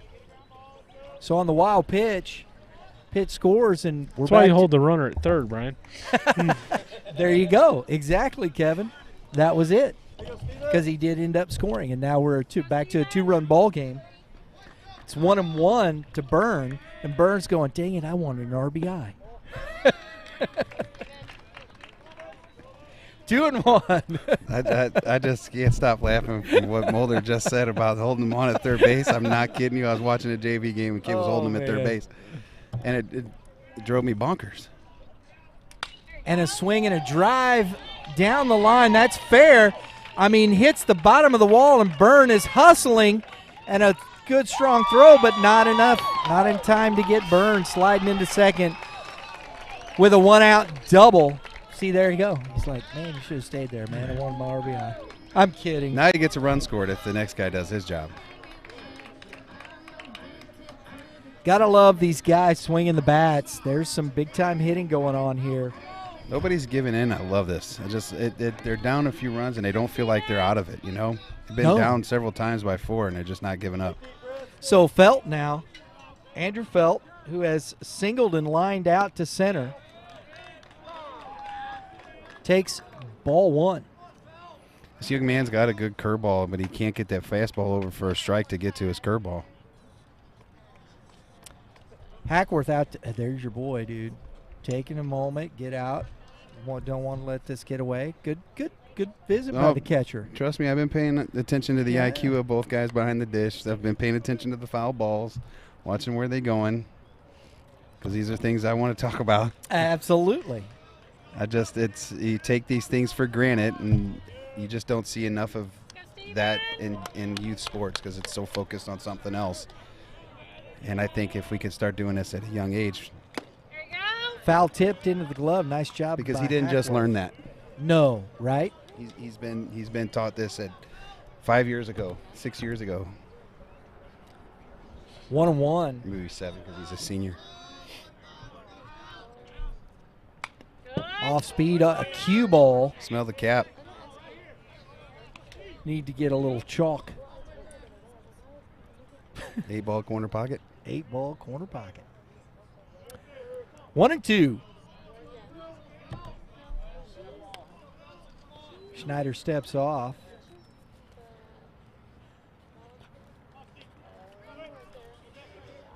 See the catcher controlling the game there, too. And a ball hit deep to right field, and the right fielder's there, catches it. Makes a nice, strong throw. My goodness. Looks like number 16 will wait, but that was a heck of a good throw from deep right field to third base. That kid's got a little bit of an arm there. I really liked how he got behind it to work through the ball to try to make that strong throw to third base there. And more importantly was the ability to throw the little one hop. Right. You know, it wasn't an in-between or a shorty. Those are things that I like because you're keeping the ball down instead of, getting a little hump or a little air underneath, trying to send it in the air to third base. I love when fielders take advantage of the one hop, Absolutely. Keeping the ball down. It's a cuttable ball. 2 outs. We got a pinch hitter, number 20. Miles Berkey. Look at Kevin all over it. Miles Berkey, young man, senior heading to Wash U. Another I love one. that. There you go. Go ahead, Kevin. You're doing a good job there, bro. This is got it. This is He's the on it. second guy Trying going to to Wash pull U. Yeah? Miles is going to Wash U. Yeah, for sure. I was wrong. Earlier? It was Winkman is not. Oh. And you know what? If you know, and the ball gets away from the catcher, make sure you correct me. That's okay. I wasn't sure. I didn't know if you had information. No, I messed it up. I knew Miles was going to Wash U. No, I messed it up earlier, Kevin. You're correct. And I'll say this. Had CBC had 2 players going to Wash U, that would probably be more impressive than having 2 players going to the SEC, or more rare, don't you think? And I do. Berkey. Rhodes makes a heck of an effort, but Berkey is going to be held at second base. And a 2-out single, RBI single by Berkey, closes the gap even more, guys. He just flipped the lineup, too. And that's a situation where Whooper made the correct decision to dive at that ball. With 2 outs, you're coming in trying to save the RBI there. Had there been less than 2, you want to keep that ball in front of you. But in that situation, you take the shot. He was really close, but Berkey picks up the RBI base knock there for the Cadets. I got a little nervous with his fingertips were down. Usually you see that play and it's a wrist. So we gonna get a pitching change here. Number 4 coming in for Steven Schneider. Let me get a name here for you folks. Number 4 is Jaden. I believe that's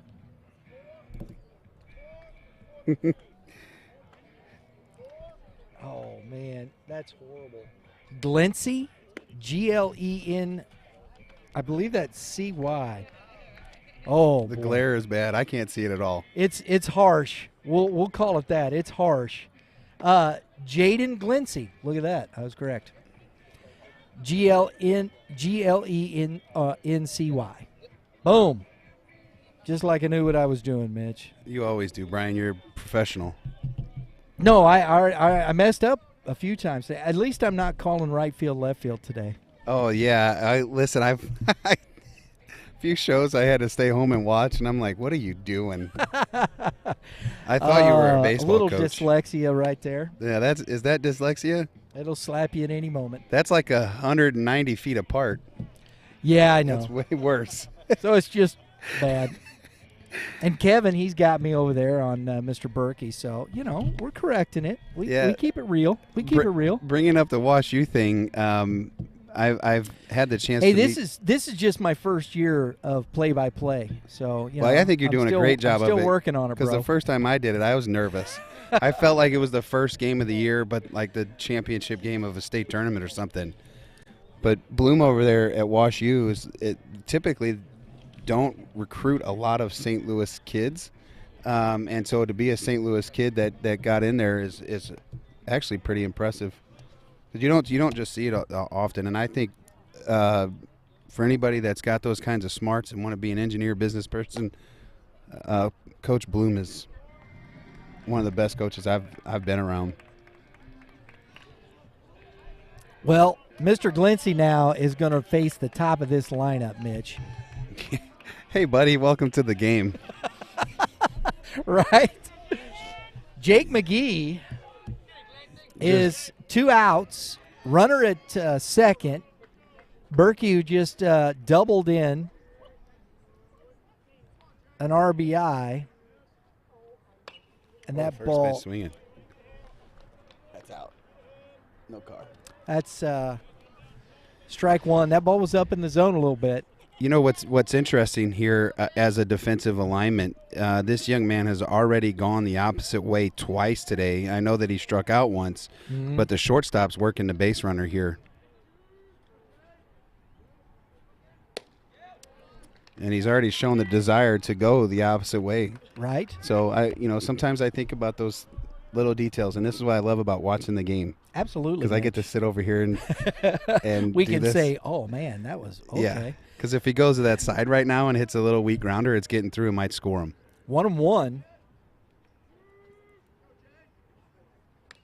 Ooh. That's off He the tried to catcher. park that one. Yeah, he did. That was a big, healthy cut. He was not going opposite field. 1-2. I think that caught the catcher, man. That's tough. It caught his hand. You catchers, man. That's brutal, Mitch. This sounds terrible. I say it takes a special kind of person to catch. I always used to say it takes an idiot to catch. I know that nowadays you can't say things like that, so it takes a special person. I'm not sure if you can say that either, but you were a catcher. I'm not bright, and that might be the reason why. I got hit in the head too many times. I've been hit, and that ball has popped up. Don't give up.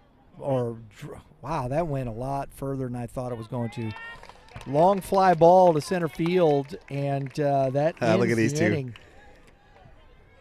Little fun between the catcher and the base runner. I guess they know each other. He kicked the bat away from him a couple times. He's smiling at each other.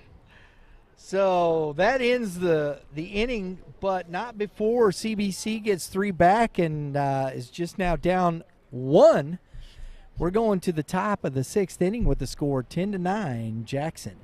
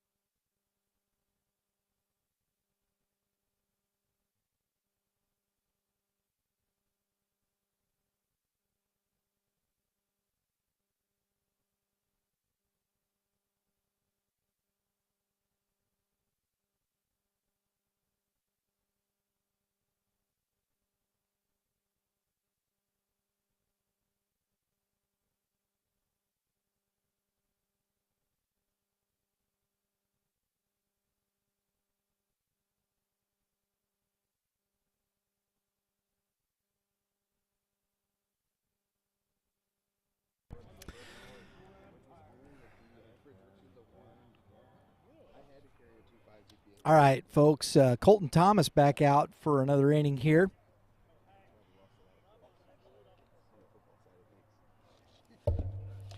Leading off for the Jackson Indians is Baden Hackworth, the catcher. Just took one off the forearm in the last inning. Now he's got to go up there and swing the bat, Mitch. Yeah, It's always fun.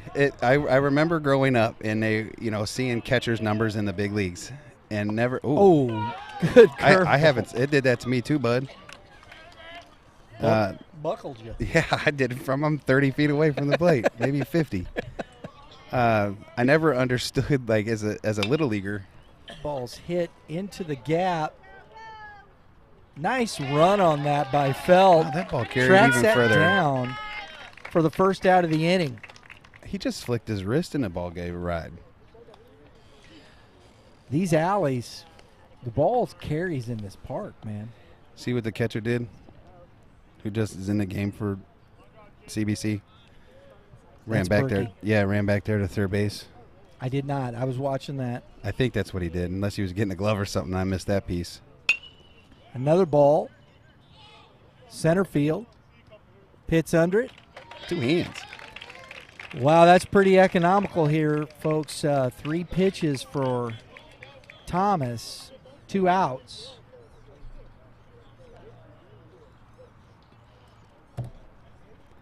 You really like to see that. Come back and scratch those crooked numbers there and then have your pitcher come out and have a shutdown inning.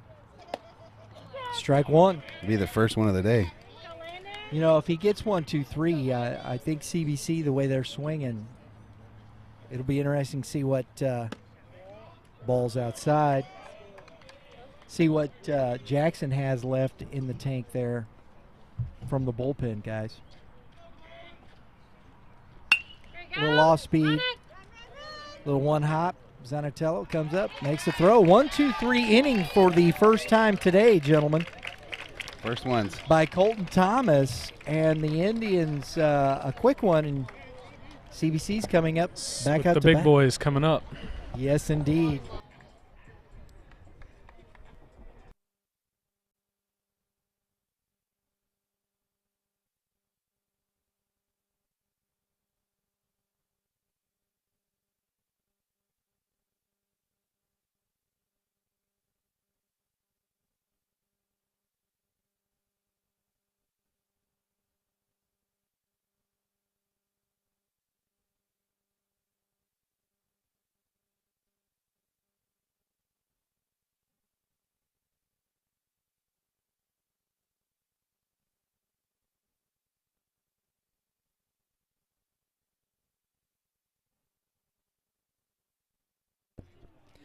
All right, folks.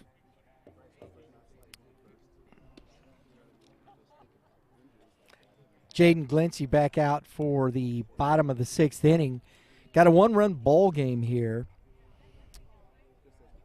Make sure you check out our good friends over at Prime Sports Midwest. Oh, and 2, Mitch, real quick, I want to do this. Prime Sports Midwest. Prime Sports Midwest. Just made me think about it. American Legion. I want to let everybody know that the Legion, we've been working with the American Legion baseball. They got their all-star game. They're renewing their border war with Illinois. Oh, let's go. So that's going to be at Busch Stadium, August 6th. Yeah. So Missouri All-Stars versus the Illinois All-Stars at Busch Stadium, August 6th. If you're interested in going, checking that out, supporting American Legion, tickets are on sale. Good for them. You can go to the website, MissouriAmericanLegionBaseball.org. Go to the contact, check out Tom Rhodes, state chairman, got the tickets. Go get them while they're hot. You get to go to a Cardinal game, too. And they're playing better the last 2 Yeah, days. yeah, at least that was one of the things we did say. The Cardinals aren't playing really well, so, people want to – they'll be fine. Like They'll I said, be fine. I think fire the front office. Oh, no, I'm sorry. I said that again. I'm kidding. No, you're not. I'm just having fun with it, man. Got to have some fun with it, bro. Here we go. Zanatello leading off the bottom of the 6th inning, man. You got the gauntlet to run here to finish off this game, Mitch. And a swing and a miss. Strike one.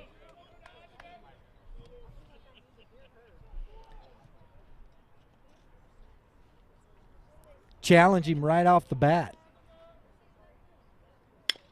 And a ground ball, big hop, nice play by the shortstop.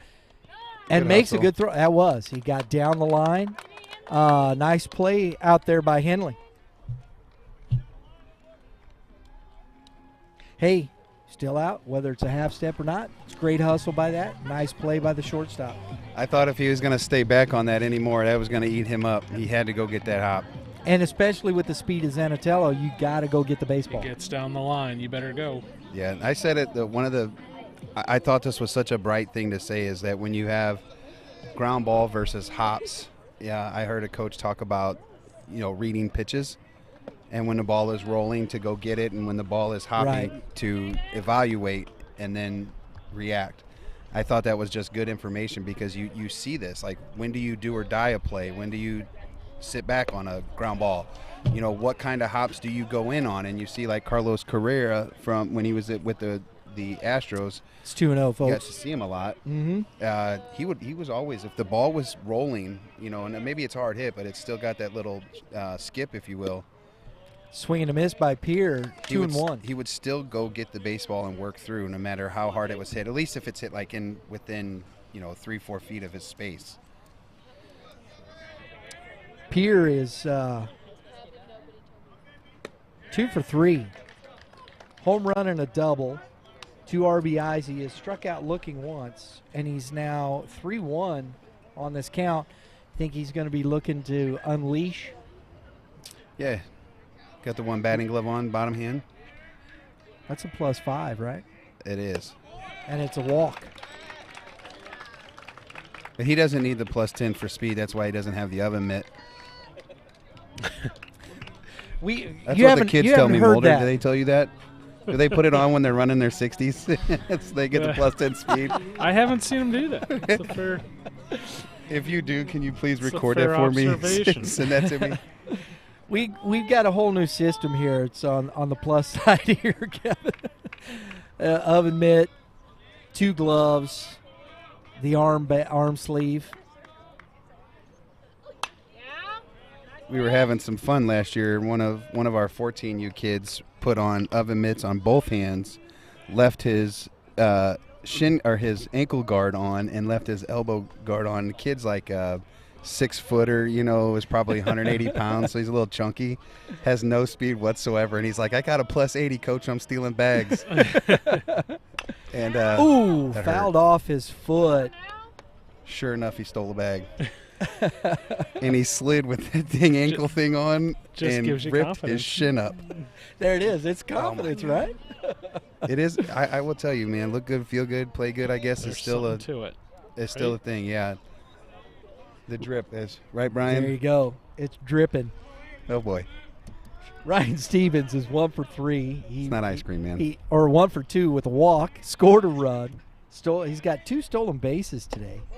Takes high. Ball 1. 1-2 now. It is dripping. Gotta love it, Mitch. It's that West Coast in you. Swag surfing, right? That's right. Hey, baby, I remember my OPs. You don't know that, do you? Ocean Pacific? The brand? Yeah. It's a beachwear. Exactly. West Coastin', baby. 2-2. I always seen it in Florida. I haven't been to the West Coast. I've been to Arizona. I've been west of Oklahoma one time. Fouled straight back. OP, baby. Not Florida. That's Atlantic. Pacific. Ocean Pacific. Got to stay with me. Then why do we have it in Missouri? Well, because it is a brand. That's way off topic. Hey, we're multi whatever. Yeah, it's starting to sound like Jamie Rivers, something like when it's doing the 2-2. Oh, and a good curveball that gets Steven looking. Tough situation though. Tip your cap to that young man on the bump because that was a good pitch. Absolutely. There was nothing he was going to do with it anyways except for try to foul it off. Tyler Ellis, the DH. He's reached on an error. He's over 3, reached on an error, scored a run. And the swing. Thought he did. Strike 1. It's easier in that slot, ain't it? When you're when you're in a 2-man crew. Man, when he has to go over, what is that? The C slot that's over there by That the C short? slot, Yeah, I don't you want. almost don't want to check No. unless it's a full swing. You can't give it to him in the C slot. I agree. That's just too tough. I'm shocked he hasn't taken off yet. Ooh, ball on the inner half. 1-1. I think our catcher's got a little. I don't know if that's sweat or if he's banged up from a few of those foul balls. He keeps looking at his hand. Might be. Well, that's where that ball hit him in that previous inning off the foul tip. That's the worst, too. It gets the bottom of your thumb. Curveball, and that is fisted into right field. Yeah, good play. Good Nice arm, job. Good execution all around. Absolutely. I am shocked, though, he didn't run. He had good enough reads on the pitcher that I think he could have taken a chance at stealing a bag.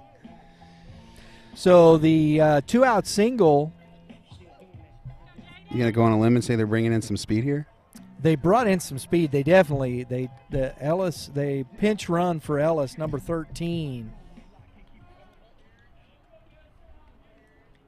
That is. Oh, I'm sorry. Ethan, I'm going to mess it up, so I don't want to do it. Olson. Ethan Olson, number 13. The glare off that is killing me off my computer. So, Pierre at third base, tying run 90 feet away. Pitts, who's had a really good day, he's walked, Showed off an arm. singled, 3 RBIs, and tripled. Boy, he was just trying to take that 3-run lead right there, or at least 2-run lead, I should say. He's trying to hit a 3-run homer 3-run bomber. and give him 38 on the year. Base on balls, a single, a triple, 3 RBIs. Mr. Pitts trying to add to his totals today, and hits a one-hopper, taking the short way. Nice job by the shortstop and the second baseman to end the threat and hold on to that 1-run lead here in the bottom of the 6th inning. I love that, though. I know you're trying to go to break here, but the catcher has a good arm to basically eliminate the run game there. Pierre had good speed, has good speed. I shouldn't say had good speed, has good speed. He had an opportunity to steal, and they didn't move him. And that base hit would have scored him had he stole second base, where that ball was hit. And then here in the first and third, not trying to take advantage of that courtesy runner. Again, I am sitting on the other side of the stands. Right. I'm not involved You're in the just game. thinking about the game.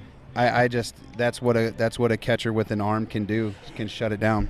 And that's the thing. You know, we've seen Hackworth throw. I mean, it's legit. His arm is legit. So, you know, Yeah. if Pierre is not just a pure base stealer, are you taking the chance? Probably not. And that's what we saw there. I like that. Colton Thomas back out.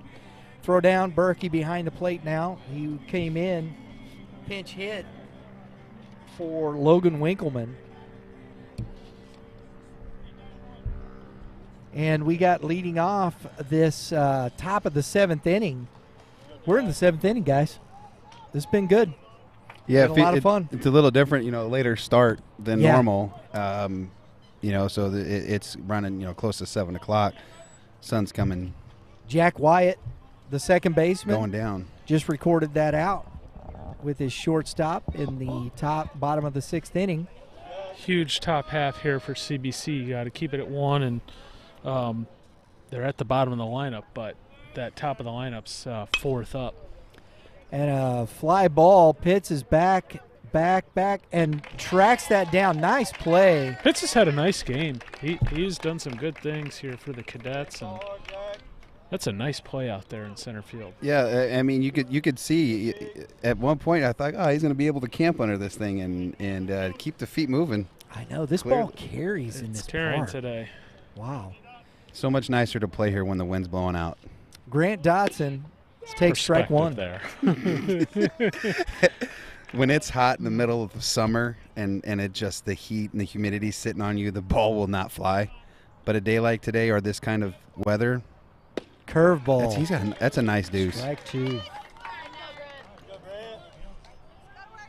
So Dotson 0-2 now. And this is what you're talking about. If he can get this quick 2 outs here and a little that's flare, that's going to get down. No, right there. You know, that's the thing Feldman, about knowing your Felt, field. Yeah.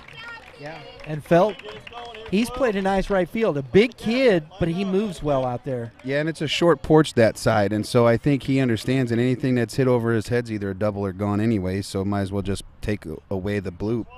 Because he's not, I mean, I guess he's regular depth, but I think he looks moves like very he's playing well. shot. Oh, yeah, that's for sure. Back to the top of the lineup. Strike one on the curveball. But he's playing shallow enough that we might see a 9-3. How fun would that be? I saw Henley Parker, who's had a nice game, both at shortstop. He's 1 for 4, reached on an error and has struck out. He's quickly 0-2. You heard that one. Yes. That caught a car. Yes, it did. I saw something on social media today actually. Someone asking if it was Bush League if someone was trying for a 9-3 in the as an outfield No, heck assist, no. and I just thought to myself, where's the baseball knowledge? And I'm thinking these are the people that are teaching our kids. Maybe why we have some of the problems we do. That's an opinion. Okay. A very strong one. That don't, and that might be ball a is fact. hammered and out of the ballpark. Wow. Henley. Parker. That's your 9-hitter. No, that's the That's your leadoff. leadoff. He's Oh, the That's your leadoff. leadoff. leadoff. Sorry, I Setter. missed it. My bad. Yeah. Hits a missile out of the park to grab an extra run here Look at the hair. I think I'm more impressed with the hair. Mitch, you're killing me, dude. Sorry, Mitch is Brian. impressed with the flow. It's been at A least little 20 bit of the years. Brennan Donovan thing going on there. Yeah, It's and been 20 years since 20 I've years, had Mitch ain't had no flow. any kind of Jealousy haircut. is just oozing out of Mitch over here. Oh, wow. So 11-9 now.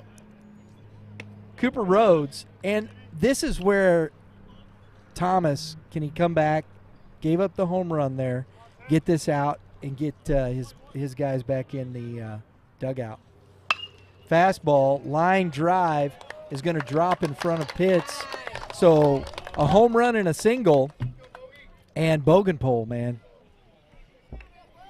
Yeah, you want to get back in there. I don't think 2 runs are, you're a walk and a blast away from being able to tie a game. So this is a really, really big at bat for this young man on the bump.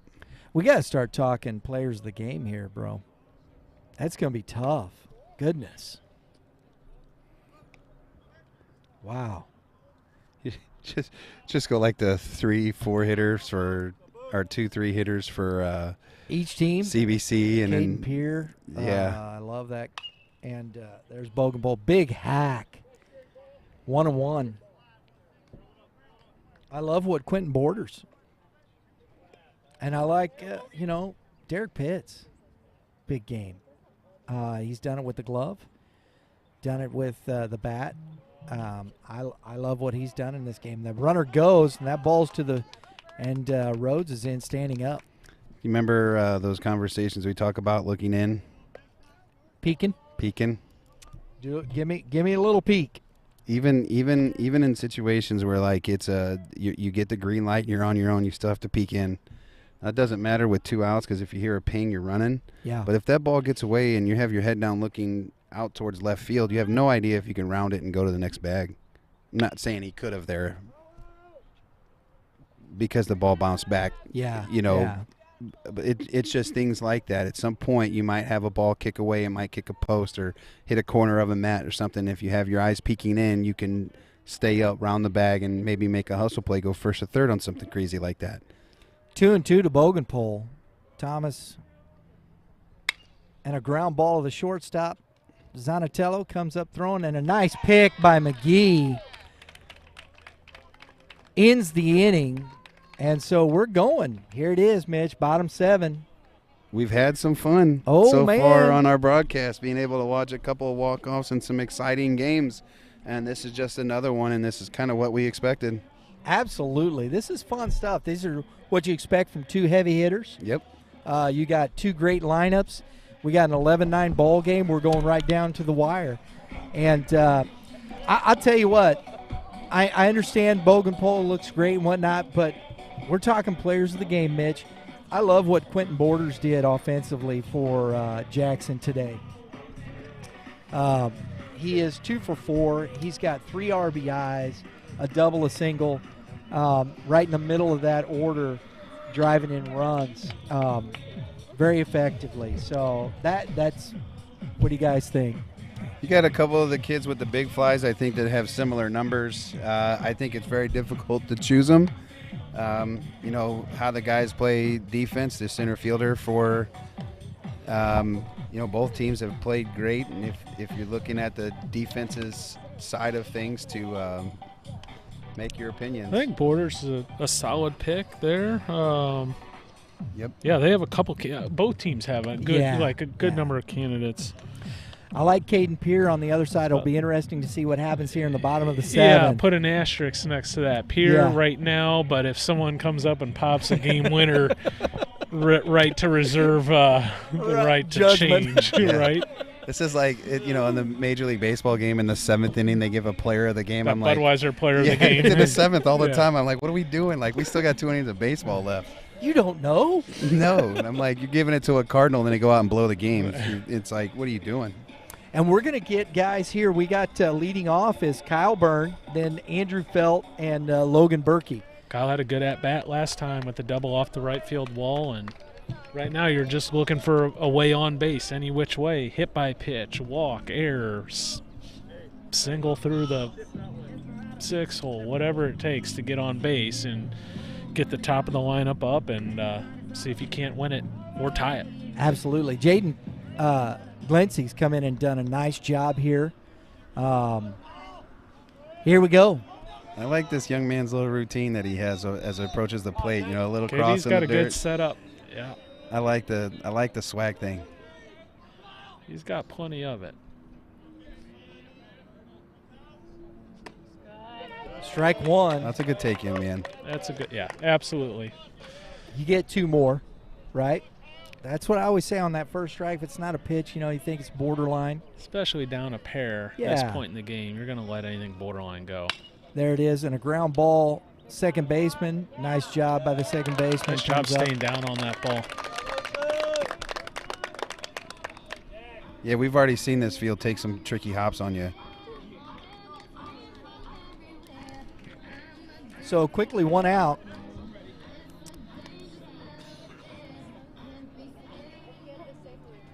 Andrew Felt, the right fielder, he has singled and scored. Looking to try and keep this. Whoa! You'll take that. There if it you're is. Felton CVC. It's not fun to be that guy, but It gives you a chance to get to the top. Yes, you're at the top now. If you're going to wear one, might as well there, right? That's the spot for it. Because it's only 1 out. And now you're meaningless over there. So you are doing nothing but One-way lead. Yes, you're not getting picked off. Your station, the station, if it's not basically 100%, you are not going. So we just got a conversation with Coach Horn and Berkey. What do you think's going on there, fellas? I don't think they're bunting. I don't think they want to give the Well, out they're away. absolutely not bunting. I think he might be talking about what the approach on whether we're taking first pitch or not, and he might have turned them loose, or he might said, "Hey, let's see one." I don't know. He just hit a guy, so maybe he's saying, "Hey, let's see one here." Third baseman Jackson is expecting him to bunt. There would be zero reason to bunt. Agree. Unless it's for a hit, and Miles isn't the type of guy that's going to be bunting for hits in most situations, I would say. So strike 1 to Berkey.